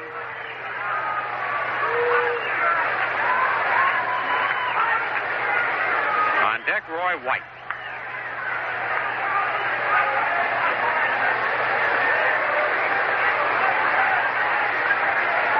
Stretches. The runners lead away. The pitch to Clarke is popped up. The catcher Casanova. Now the third baseman McMullen in foul territory. McMullen makes the play. Second time Clarke has popped to third foul. For the Yankees, no runs, 1 hit, 1 Senator error, 2 men left. And at the end of 6.5 innings, the Yankees won and the Senators won. If you're like most people, the chances are you've been on trips to some very exciting places. But you could be overlooking some exciting places right under your own nose. There are plenty of them in the great Northeast. And it's easy to include several in a short 1 or 2 day trip with the help of Atlantic's free Weekender tour guides. There are more than maps. They're actually complete little travel brochures for this particular area. Each one has several fascinating tours all planned out for you with suggestions on what to look for, descriptions of the places you'll see, bits of history, everything to make your trip more interesting and meaningful. This weekend, do something different. Treat the family to an extra vacation by going on an Atlantic Weekender tour. Stop by your favorite Atlantic station for your free Weekender tour guides. And while you're there, fill up with Atlantic Imperial, the clean carburetor gasoline. With Atlantic Imperial to clean out troublesome throttle plate deposits as you drive, you'll be sure to enjoy your trip because you'll be traveling the Imperial Road, where the going's always great. Well, the bottom of the 7th inning, and the Senators have the bottom third of their lineup coming up. Coggins, Casanova, and Coleman.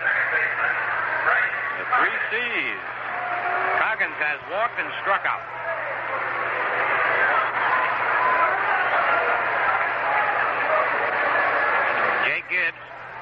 telling Joe Pepitone to move in and also Bobby Cox to move in at third. Coggins a switch hitter, batting left-handed against Stottlemyre.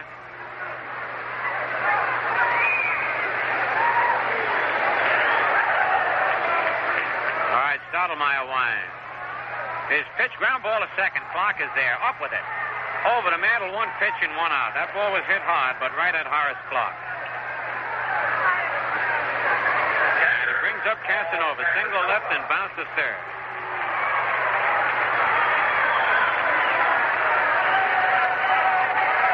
We were talking about Frank Howard over on TV, about how big he was, and we couldn't remember anybody as big as he was. I mentioned Johnny G. He was taller, 6'9", they say, with the Giants, and Gene Connolly, 6'8", with the Red Sox. And they might have been taller, but they sure weren't bigger. When I say bigger, I mean the shoulders and the hips and the weight. And Johnny G. and Gene Connolly were both pitchers. But we stand corrected. They are taller, but not broader, and definitely not heavier. Casanova with one strike on him takes a pitch low, 1-1.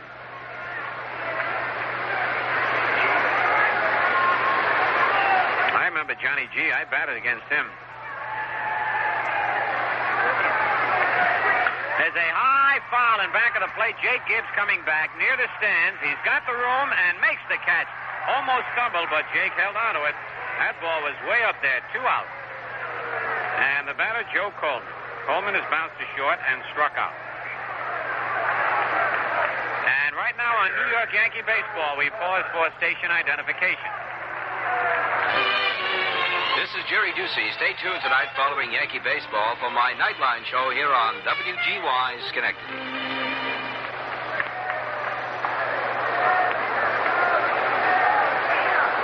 All right, Joe Coleman up there facing Mel Stottlemyre. Mel's pitch is low in the dirt, ball 1. Usually, Al Downing, the sign of a pitcher getting tired is when he throws the ball high. Am I right or not? Well, that's true with sinker ball pitchers, Phil. And usually on a fastball pitcher, the sign is that he's not nearly as effective with his control. He's usually out of the strike zone a little more consistently. All right, there's a sinker in there. Swing and a miss. 1 ball, 1 strike.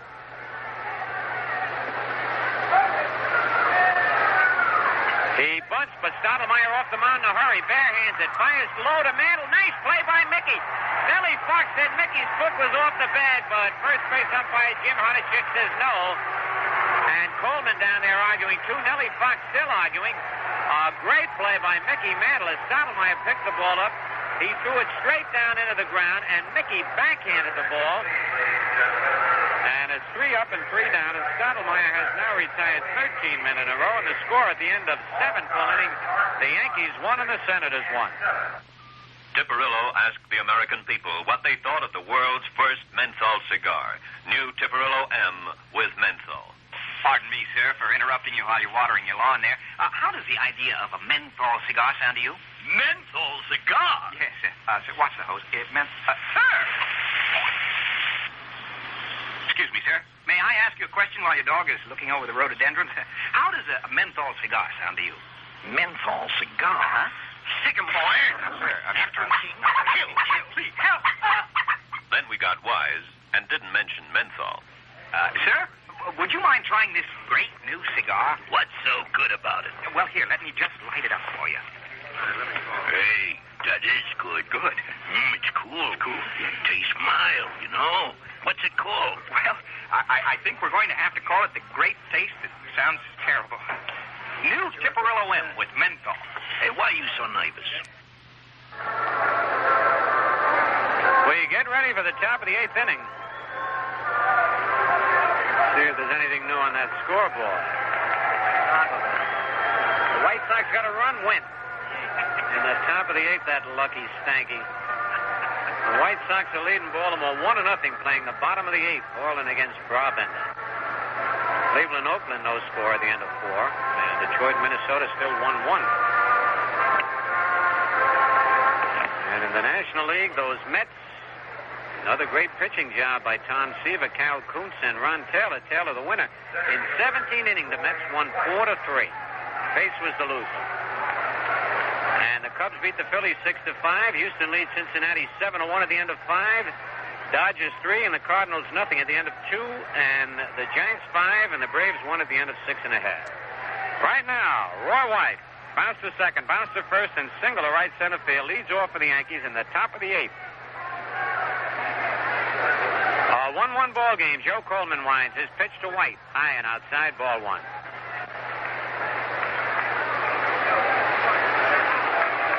On deck, Mickey Mantle. Coleman's pitch swing and a foul tip, 1-1.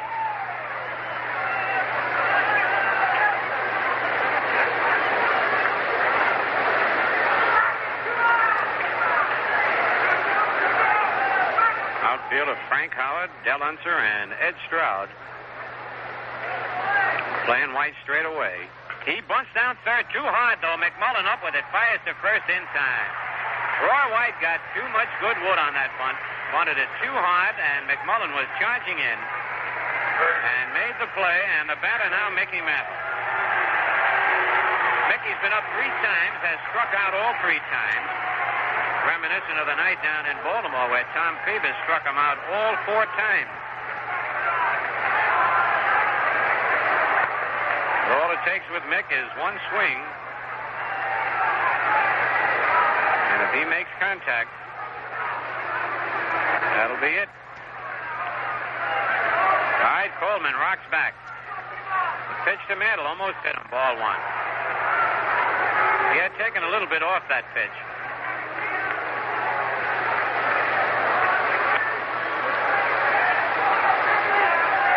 Joe Pepitone.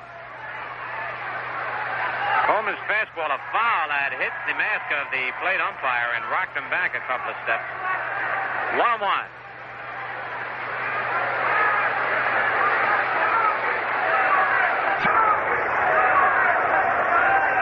One out, nobody on. 1-1 the score. Senator scored in the 3rd inning. The Yankees scored in the 6th. 1-1 pitch to Mickey is low, ball 2, 2-1. Mike Epstein guarding the line at first base. The outfield really deep on Mick. The 2-1 delivery. High, ball 3, 3-1.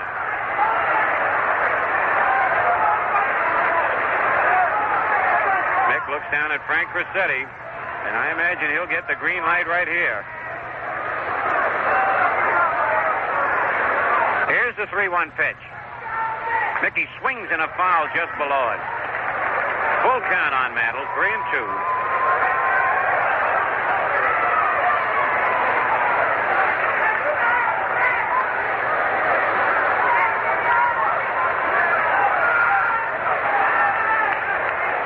Coleman toes the rubber.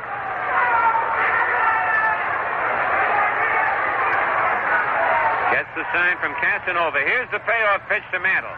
Strike 3, swinging. Mickey Mantle, for the 2nd time this year, has struck out 4 times in one ballgame. That's 8 strikeouts for young Joe Coleman. And the batter now, Joe Pepitone. Joe's 1 for 2. He walked in the 2nd inning, bounced to second in the 4th, and singled to center to drive in the only Yankee run in the 6th inning. Joe got that base hit with 2 out. Pepitone got his first home run of the year last night, right here at D.C. Stadium. Coleman's pitch to Joe. He takes it. Ball 1. He got a knuckleball. He's throwing some pitch. That looked like a knuckle curveball, didn't he, Phil? That ball seemed to flutter off the last minute there. It sure did. I was trying to look through the glasses to see if that was a knuckle curve on TV. Couldn't quite pick it up. Next pitch to Pepitone. There it is again, and it dips low. Ball 2, 2-0. That looked like the same pitch he struck Mantle out on a minute ago. Yes, it did, and that ball is dipping down. Perhaps it could be a fork ball, because I think a fork ball reacts almost similar to a knuckleball, except you can throw it a little harder. You think if you look at him through the glasses, you could pick it up? I couldn't do it. We'll get Al Downing to scout Coleman here. I doubt if he'll throw it on this pitch behind 2-0. The 2-0 pitch is outside, ball 3. Pepitone steps back, looks at Coggins. Throw goes through about 6 or 7 signs.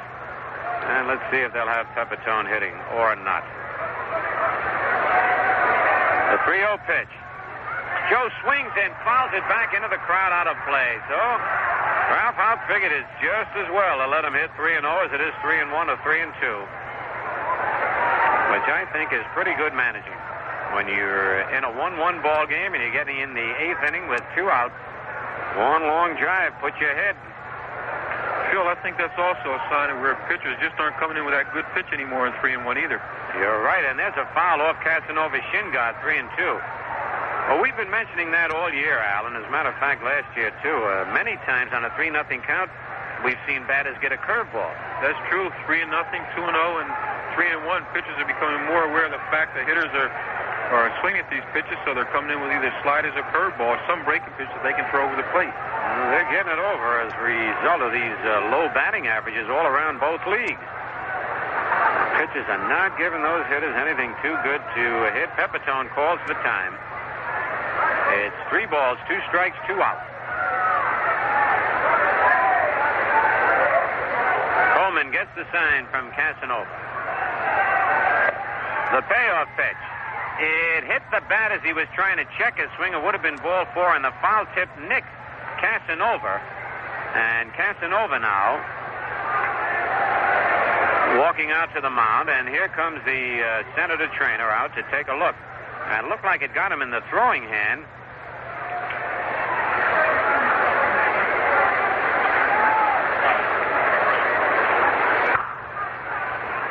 And it looks like Casanova was hit off the throwing hand.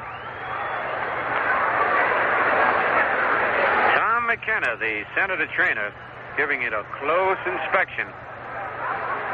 Well, Donnie's got the glasses there, but Casanova's back is to us. Can you see if it's the fingers or the wrist down? It's tough to see. They got us blocked out here. He's flexing the fingers, I can see, of his throwing hand.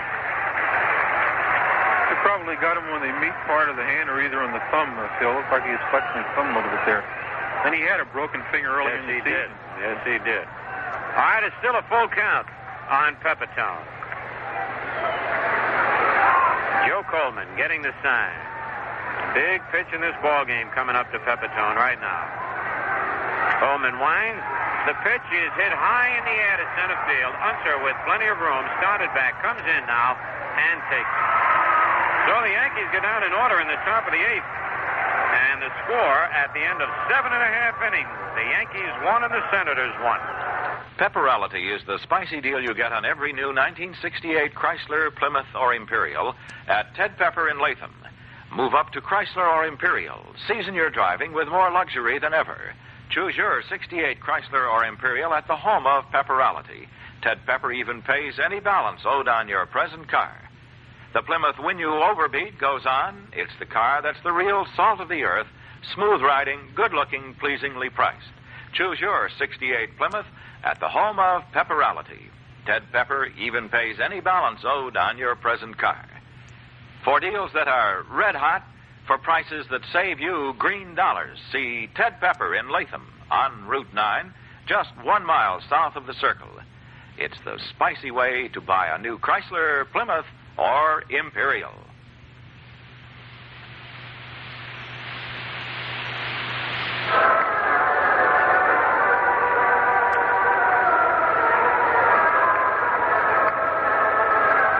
Ready for the bottom of the 8th inning. This ball game tied 1-1. And the Senators have their top of the order coming up against Mel Stottlemyre, Del Unser, Ed Stroud, and Big Frank Howard. Unser is 0 for 3, bounced the 3rd in the 1st, hit back to the box in the 2nd, and bounced the 2nd in the 5th. Little left-hand batter, and Bobby Cox moves in at 3rd base.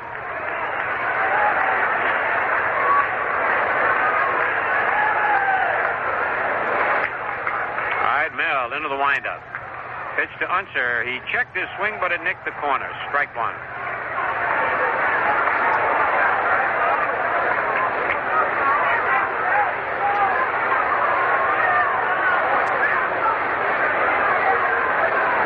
Stottlemyre gets the sign from Gibbs.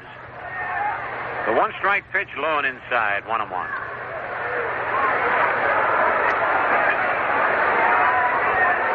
Pepitone has moved in quite a bit in left field. it chokes way up on that bat. Stottlemyre's pitch, he tries to bunt, fouls it off. Strike 2. Al Downing, you being a pitcher, what do you think of all this talk about moving the mound back or lowering the mound to help the hitters? Actually, Phil, I'm what they call an over-the-top pitcher. I usually throw anywhere from 3/4 to overhand. And the high mound is usually to my benefit because I get a lot more leverage off it. And I've found a lot of times when I pitch on a low mound, it takes me a little longer to adjust to it. So naturally, I'm against lowering the mound, and I don't think you have to move it back because I think that the pitchers don't really have that many advantages in the game. I think they're just thinking a little bit ahead of the hitters right now. That's right from a pitcher's mouth there. I knew he was going to say that. Took him a long time to say it. But he said it, and I imagine most pitchers feel that way. There's a pitch low, 2-2. I really can't see moving the mound back. If they want to lower it a little bit, be about the only thing that I think wouldn't want to see them move it back. How would you control the curveball? Or there's a bouncer foul down the first base line. Well, not only that, it would put a lot more strain on a pitcher's arm also. Well, you never find the pitchers say it's a hitter's game, and the hitters say the pitchers get all the breaks. And I don't think the hitters really complain about the pitchers being that close. I think they complain more about pitchers throwing them off-speed pitches when they're behind more than anything. The 2-2 pitch is low. Ball 3, 3-2.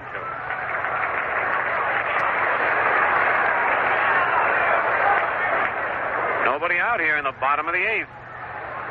Stottlemyre does not want to let this Unser get on.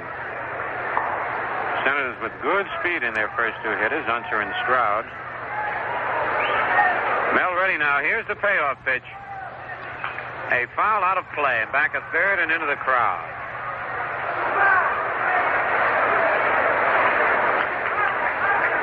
So Mel gets a new baseball. Pepitone moves in a little more in left field.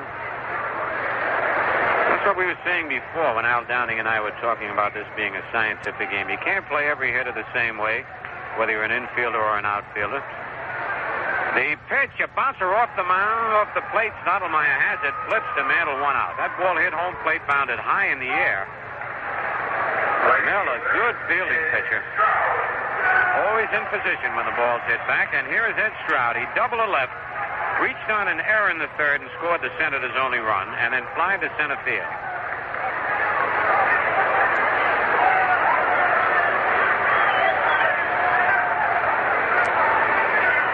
Bobby Cox moves in at third again. Stroud, a left-hand batter. Stottlemyre's pitch is in there. Strike call.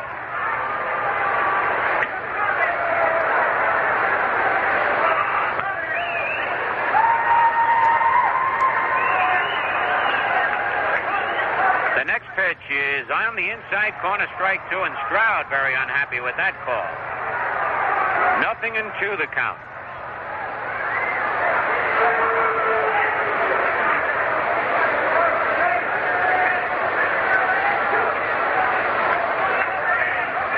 Mel gets the sign. The 2-strike pitch is outside. 1 ball, 2 strikes. On deck, big Frank Howard.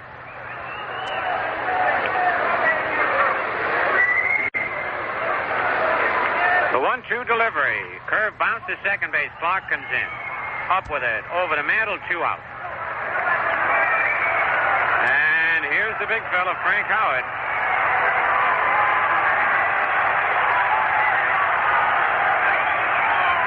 Howard foul to the catcher. Single to center. Lined hard to right field.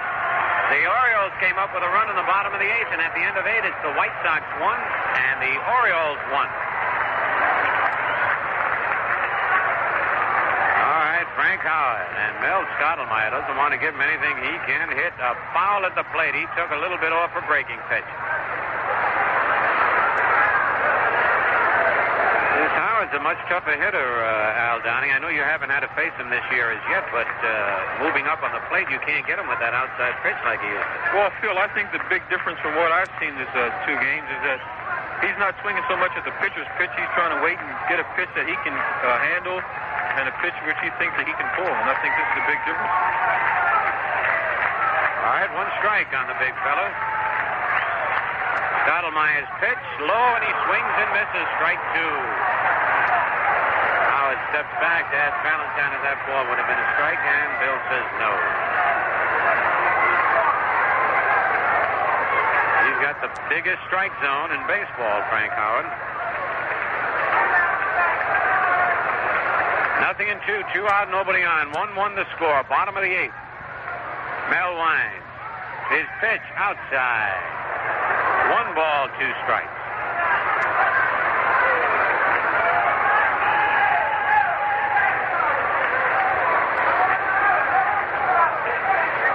Outfield deep on the big guy. The pitch, he checked his swing on a low breaking pitch, 2-2. And that's something he was never able to do, Al. Check that swing the way he is now. That's true, Phil. Before, he usually committed himself on a hard breaking pitch in the dirt, and he would just go all the way around and swing at it. But he seems to be holding up a lot better this year, and he's, as I said before, he's a little more selective in the pitches he swings at. He has been. I noticed that he hit a couple of home runs to right field on this road trip, one especially in Detroit in the upper deck. Well, he went to one right field one time before tonight, and except for a great running catch by Andy Kosco, he would have had an extra base hit there. He would have. Makes him a much more dangerous hitter. It's 2 balls, 2 strikes, 2 out. The pitch is low, and again he held up as he started to swing. It's 3-2.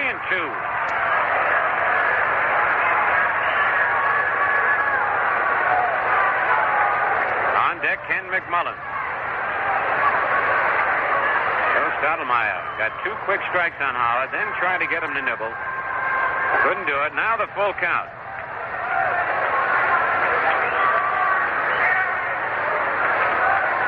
Ready now for the payoff pitch. Here it is. And it's low, ball 4. So Frank Howard gets a base on balls, but I don't think Ralph Howe or Mel Stottlemyre are too perturbed about that one. That's a fella with 1 swing can ruin the ball game on you.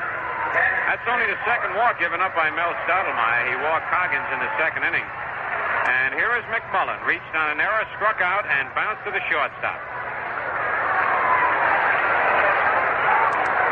Frank Howard, no threat to steal a base. But again, the unusual happens quite often. A lot of pitchers don't pay too much attention to those fellas who can't run. The stretch, the pitch to McMullen, low, knocked down by Gibbs, ball 1. And Bill Valentine puts a new ball in play.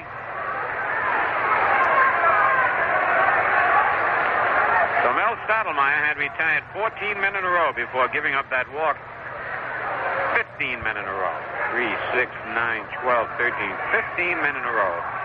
And then gave up a walk to Frank Howard.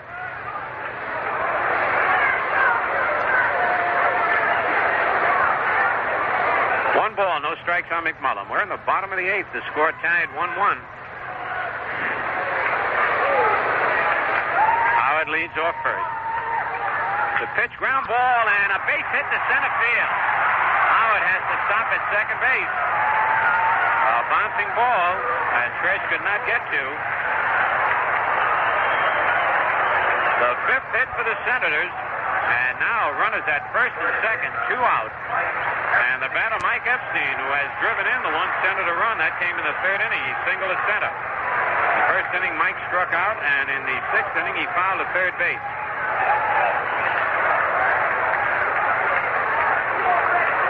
The one break the Yankees have here with Frank Howard at second, he is not a fast runner. It takes him a long time to get started. Jake Gibbs is out to the mound talking with Stottlemyre. And on deck is Ron Hansen. Runners at first and second with 2 out.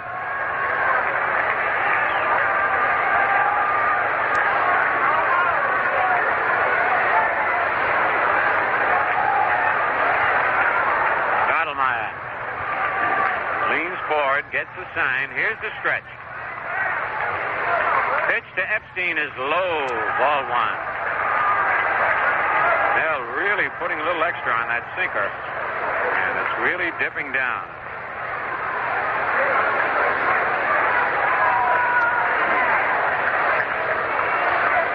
Mantle playing deep at first, guarding the line. Clarke deep at second on the edge of the outfield grass. Here's the stretch. The pitch is low again. Ball 2, 2-0. Stottlemyre trying to keep that ball down so Epstein can't hit one in the air. 2 balls, no strikes.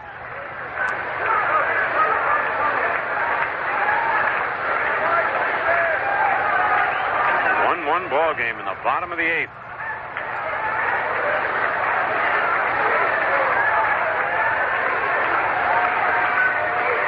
All right, the stretch by Mel. His pitch, a foul at the plate.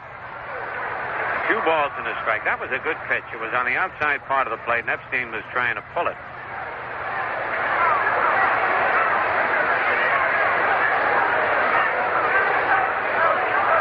I think that's what possibly Jake went out to tell Mel, that try to keep from giving Mike anything that he could pull, and if possible, keep the ball down and make him hit it on the ground where they could get a force play. He's certainly pitching that way, Al. Here's the stretch. Look at the runner. The pitch, swing and a miss, and again he had it down around the knees. 2 balls, 2 strikes, 2 out, 2 men on. Epstein steps back. Stottlemyre taking plenty of time out on the mound. Goes to the rosin bag. Now takes his glove off, rubs up the ball.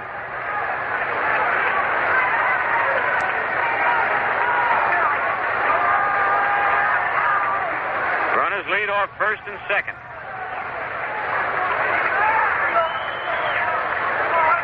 Stottlemyre leaning forward, getting the sign.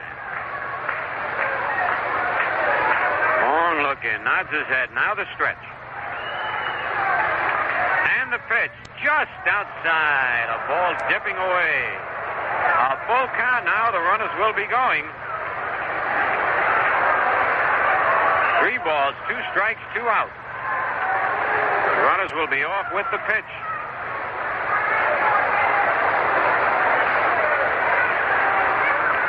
So on deck, Ron Hansen.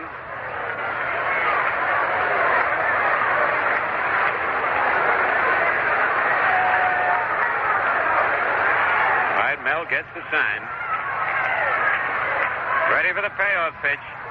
The runners go. The ball is strike 3 called. Epstein caught looking. And there was that breaking pitch we were talking about on a 3-2 count. Stottlemyre did not give in. And for the Senators, no runs, 1 hit, no Yankee errors, 2 men left. And at the end of 8 full innings, it's the Yankees 1 and the Senators 1. Driving can become a wonderful new adventure when you go with Atlantic Imperial gasoline and follow the Imperial Road. Atlantic keeps your car on the go. Atlantic keeps your car on the go. Go, you find the sky that is blue. Go, more pleasures waiting for you. Atlantic keeps your car on the go, go, go. Atlantic keeps your car on the go. Atlantic keeps your car on the go. On the go. Go with Atlantic Imperial gasoline and follow your Imperial Road. Well, we go into the top of the 9th inning. And for the Yankees, it'll be Andy Kosco, Tommy Tresh, and Jake Gibbs to face Joe Coleman. Andy is 0 for 3 tonight. He struck out his first 2 times up and then bounced into a force play.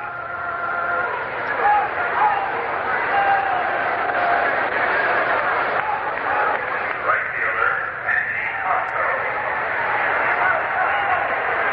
Joe Coleman has allowed 6 base hits. He's walked only 1, struck out 8, and allowed 1 run. Baldwin, a right-hander, and Knowles, a left-hander, loosening up for the Senators. And Dooley Womack throwing for the Yankees in the bullpen. And now Joe Verbanic gets up. The pitch to Kosco is a curve low, ball 1.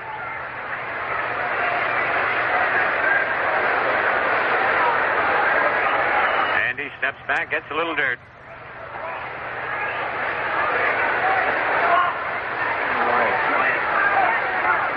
John Wyatt gets up for the Yankees.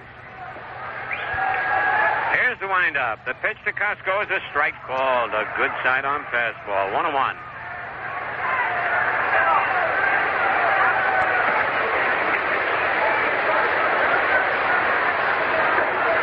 Joe Coleman, ready. The pitch is low. 2 balls, 1 strike.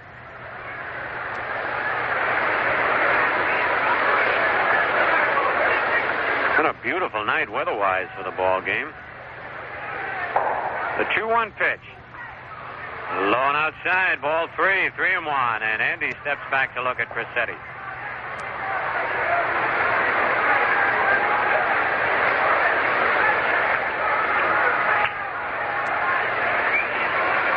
Joe Coleman has walked only 1 man, but he's had a lot of 3-2 counts and 3-1 counts on hitters. But has been able to come in there. Here's the 3-1 pitch. A drive to deep center. Way back there. That ball is in the Yankee bullpen. A home run for Andy Kosco.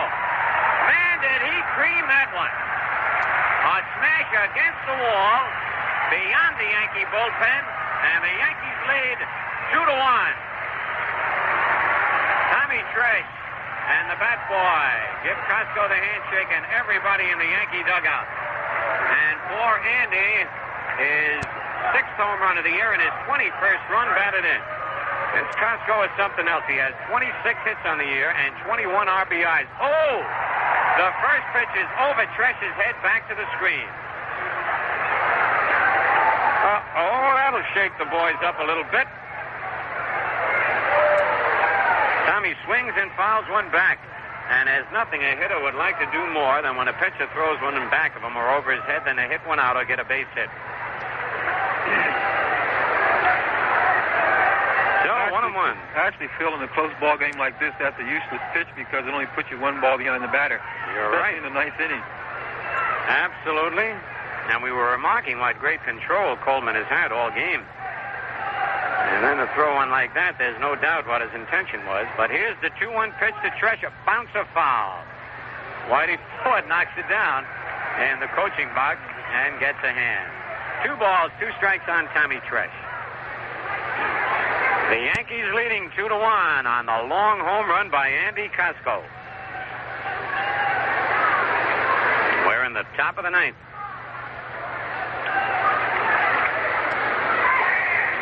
The pitch. 3 balls, 2 strikes on Tommy Tresh. So once again, Joe Coleman goes to the full count. Here's the payoff pitch to Tommy. Foul out of play, and right now on New York Yankee baseball, we pause for station identification. Tonight, following Yankee baseball, join me, Jerry Ducey, on my telephone talk show Nightline here on WGY Schenectady.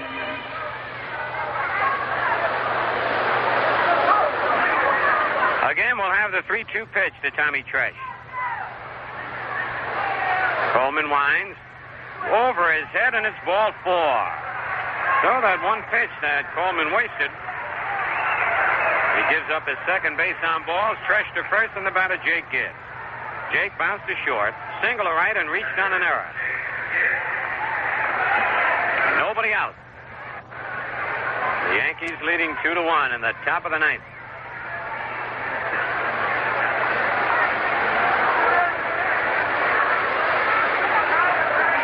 McMullen is in at third. Here's the stretch. Throw to first base. Tommy back.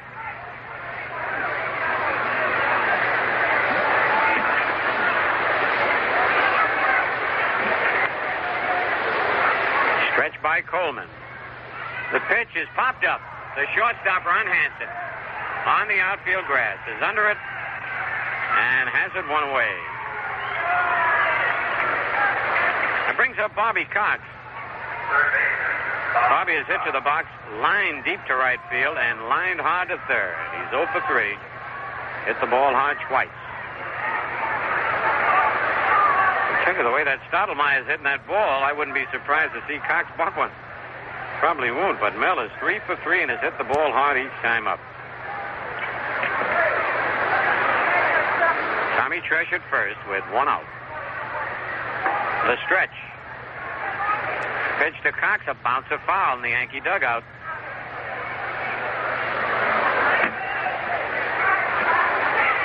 The White Sox fail to score in the top of the ninth. Baltimore batting. They're tied 1-1, playing the bottom of the ninth.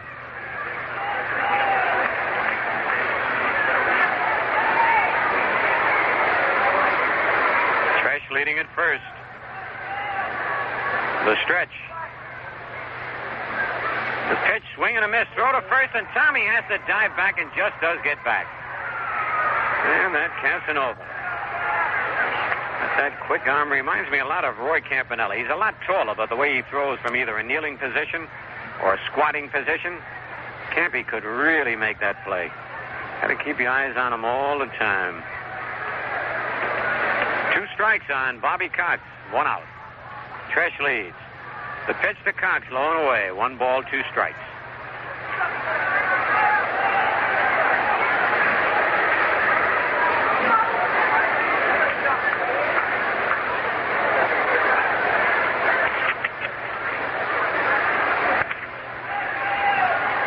Epstein holding the bag against Tresh. Coleman steps back off the rubber. Now back on again. He stretches. The pitch is a little bit low, 2-2. The Yankees 2, Senators 1. We're in the top of the 9th inning.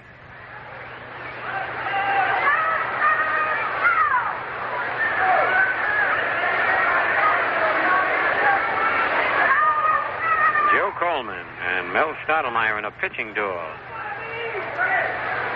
Now the 2-2 pitch. Strike 3 call. Bobby Cox caught looking. That's 9 strikeouts for Joe Coleman. And the batter, Mel Stottlemyre, and he gets a hand.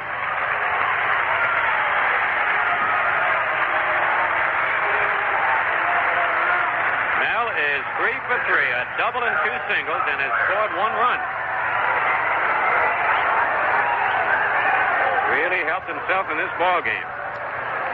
Tresh at first with 2 outs. The pitch to Stottlemyre is high, ball 1. And Coleman decides he wants a new baseball. Joe Coleman, whose dad was quite a pitcher in the big leagues for many, many years. It's really something when you can have your son follow in your footsteps.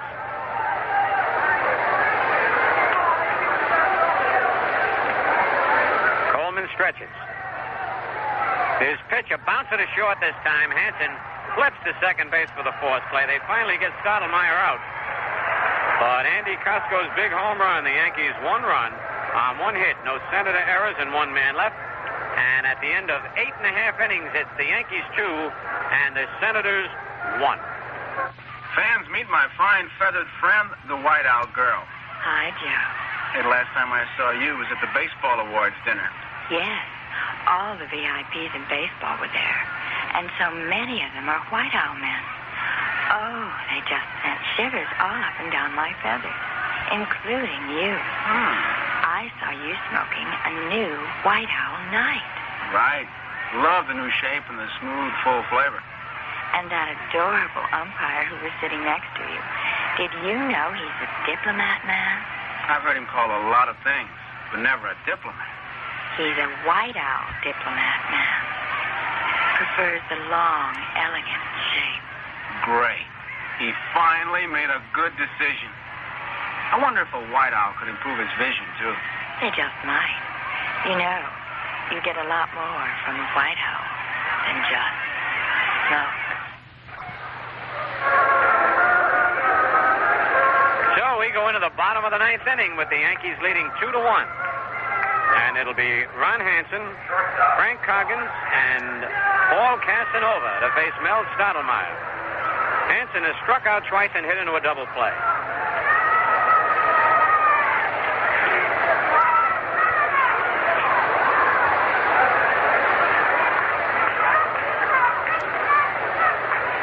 So Stottlemyre delivers his pitch as a slider in there, strike 1 call.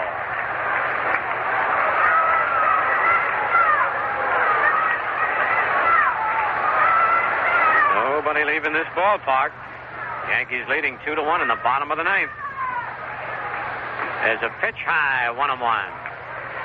Hansen started to go after it and held off.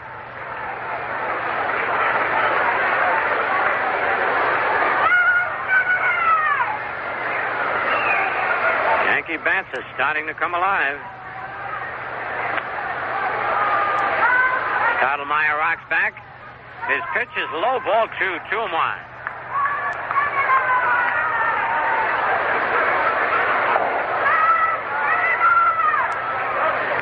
Hansen deep in the box, slightly open stance, tall right-hand batter.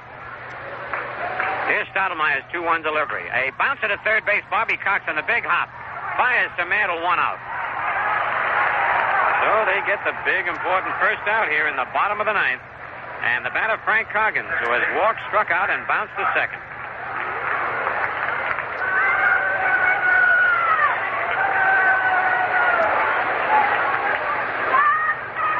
And Coggins has 6 doubles and 1 triple on the year, no homers. Left-hand batter chokes up on that bat, actually a switch hitter. Stottlemyre's pitch. A bouncer up the middle, Clarke to his right, backhands the ball to throw to first. Not in time. A beautiful play by Horace Clarke, who threw that ball from short center field. He was going towards left field when he backhanded the ball. Couldn't get much on it, and Coggins beats it out for an infield single. Cindy, this is a hard infield here, especially around home plate. You get a lot of those Baltimore chops.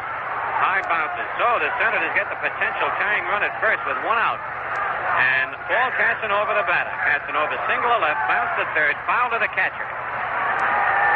And coming on deck, Bill Bryan to bat for Joe Coleman.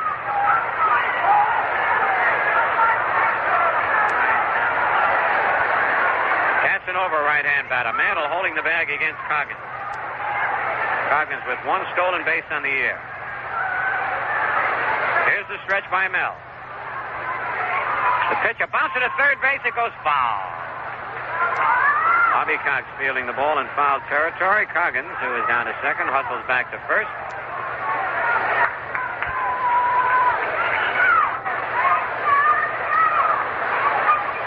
Jake Gibbs swinging his arm around, loosening it up just in case Coggins might attempt to steal.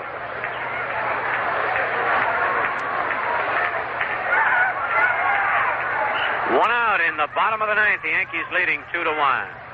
Coggins leading off first. Stottlemyre sets. The pitch is low, 1-1.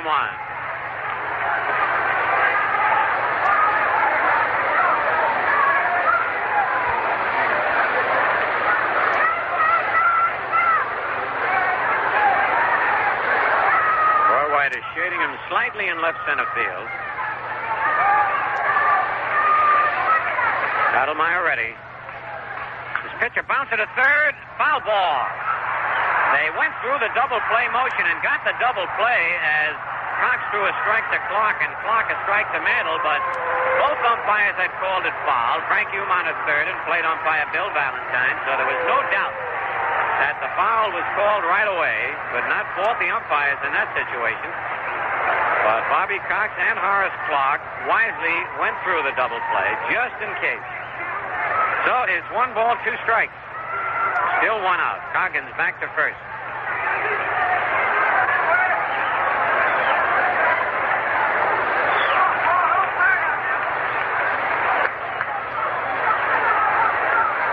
Stottlemyre has had that sinker working real well. There have been only 2 balls hit to the outfield. Stroud flied to center in the 5th, and Frank Howard to right in the 5th. The pitch to Casanova, bounce to the short. Tresh charges it up with it. Has to go to first base in time, but sliding into second is Coggins. A good play by Tommy Tresh on a high bouncer. He caught on the dead run on the short hop. And Bill Bryan batting for Joe Coleman. Bryan, a big, powerful left-hand batter, is hitting .204. He's been about 49 times, 10 hits, 2 homers, and 5 RBIs. Gibbs out to the mound to talk with Stottlemyre. 2 out in the bottom of the ninth. The Yankees leading 2-1. Frank Coggins at second base.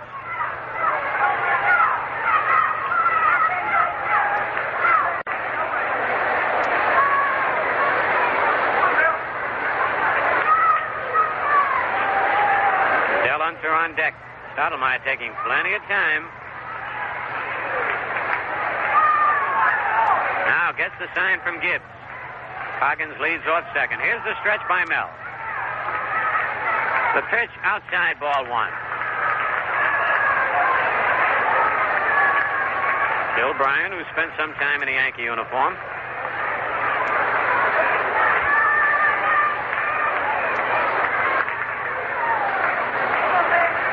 Tommy Tresh shading him over towards second base. Clarke on the edge of the outfield grass. Stottlemyre's pitch, outside, ball 2-0. Bryan, strictly a pull hitter, and Mel trying to keep the ball on the outside part of the plate, has missed twice out there. 2 balls, no strikes, 2 outs.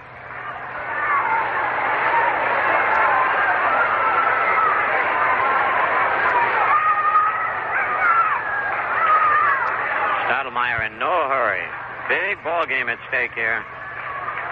Now Mel stretches. The pitch is over. 2 balls and 1 strike. Bryan was taken that time. Not taking, actually. He took the pitch. He was ready to swing, but he was fooled on the pitch. 2 balls, 1 strike, 2 out.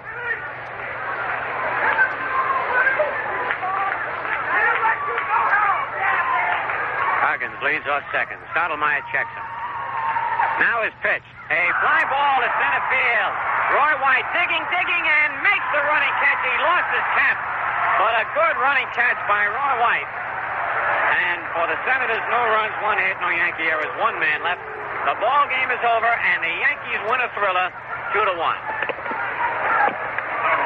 The totals in the ball game for the Yankees: 2 runs, 7 hits, 2 errors. For the Senators, 1 run on 6 hits and 1 error. The winning pitcher, Mel Stottlemyre, he's won 5 and lost 3. The losing pitcher, Joe Coleman, has won 2 and lost 3. The Senators scored first in the 3rd inning when Ed Stroud reached on an error by Horace Clarke. Frank Howard singled in the center, and then Mike Epstein singled a run home, the only run for the Senators. The Yankees scored a run in the 6th inning when Mel Stottlemyre singled. Mel had 3 hits in the game. Roy White single right center, and with 2 out, Joe Pepitone singled a run home.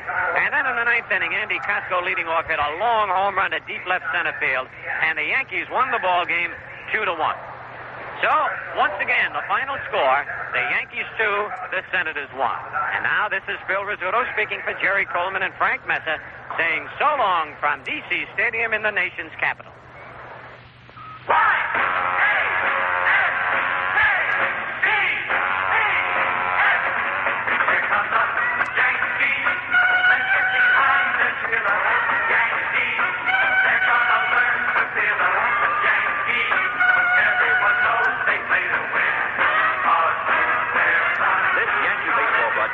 Brought to you by Atlantic and your neighborhood Atlantic dealer. Go with Atlantic Imperial gasoline and follow the Imperial Road.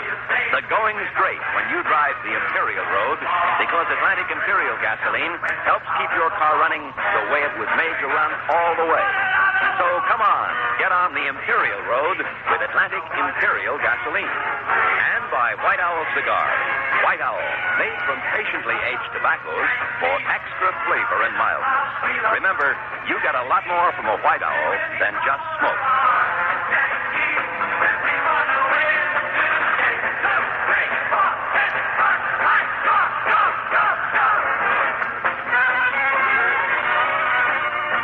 Here's big news, especially if you're interested in a good office job. Schenectady General Electric has openings for business and secretarial school graduates for such positions as stenographer and typist. Starting salaries can exceed $91 per week, and you'll enjoy working at Schenectady GE. For more information, call 785-0908. Dial it right now. That's 785-0908. General Electric is an equal opportunity employer. Hi, this is Jerry Ducey. Join me for my telephone talk show, weeknights here at 810 on your dial, WGY Schenectady.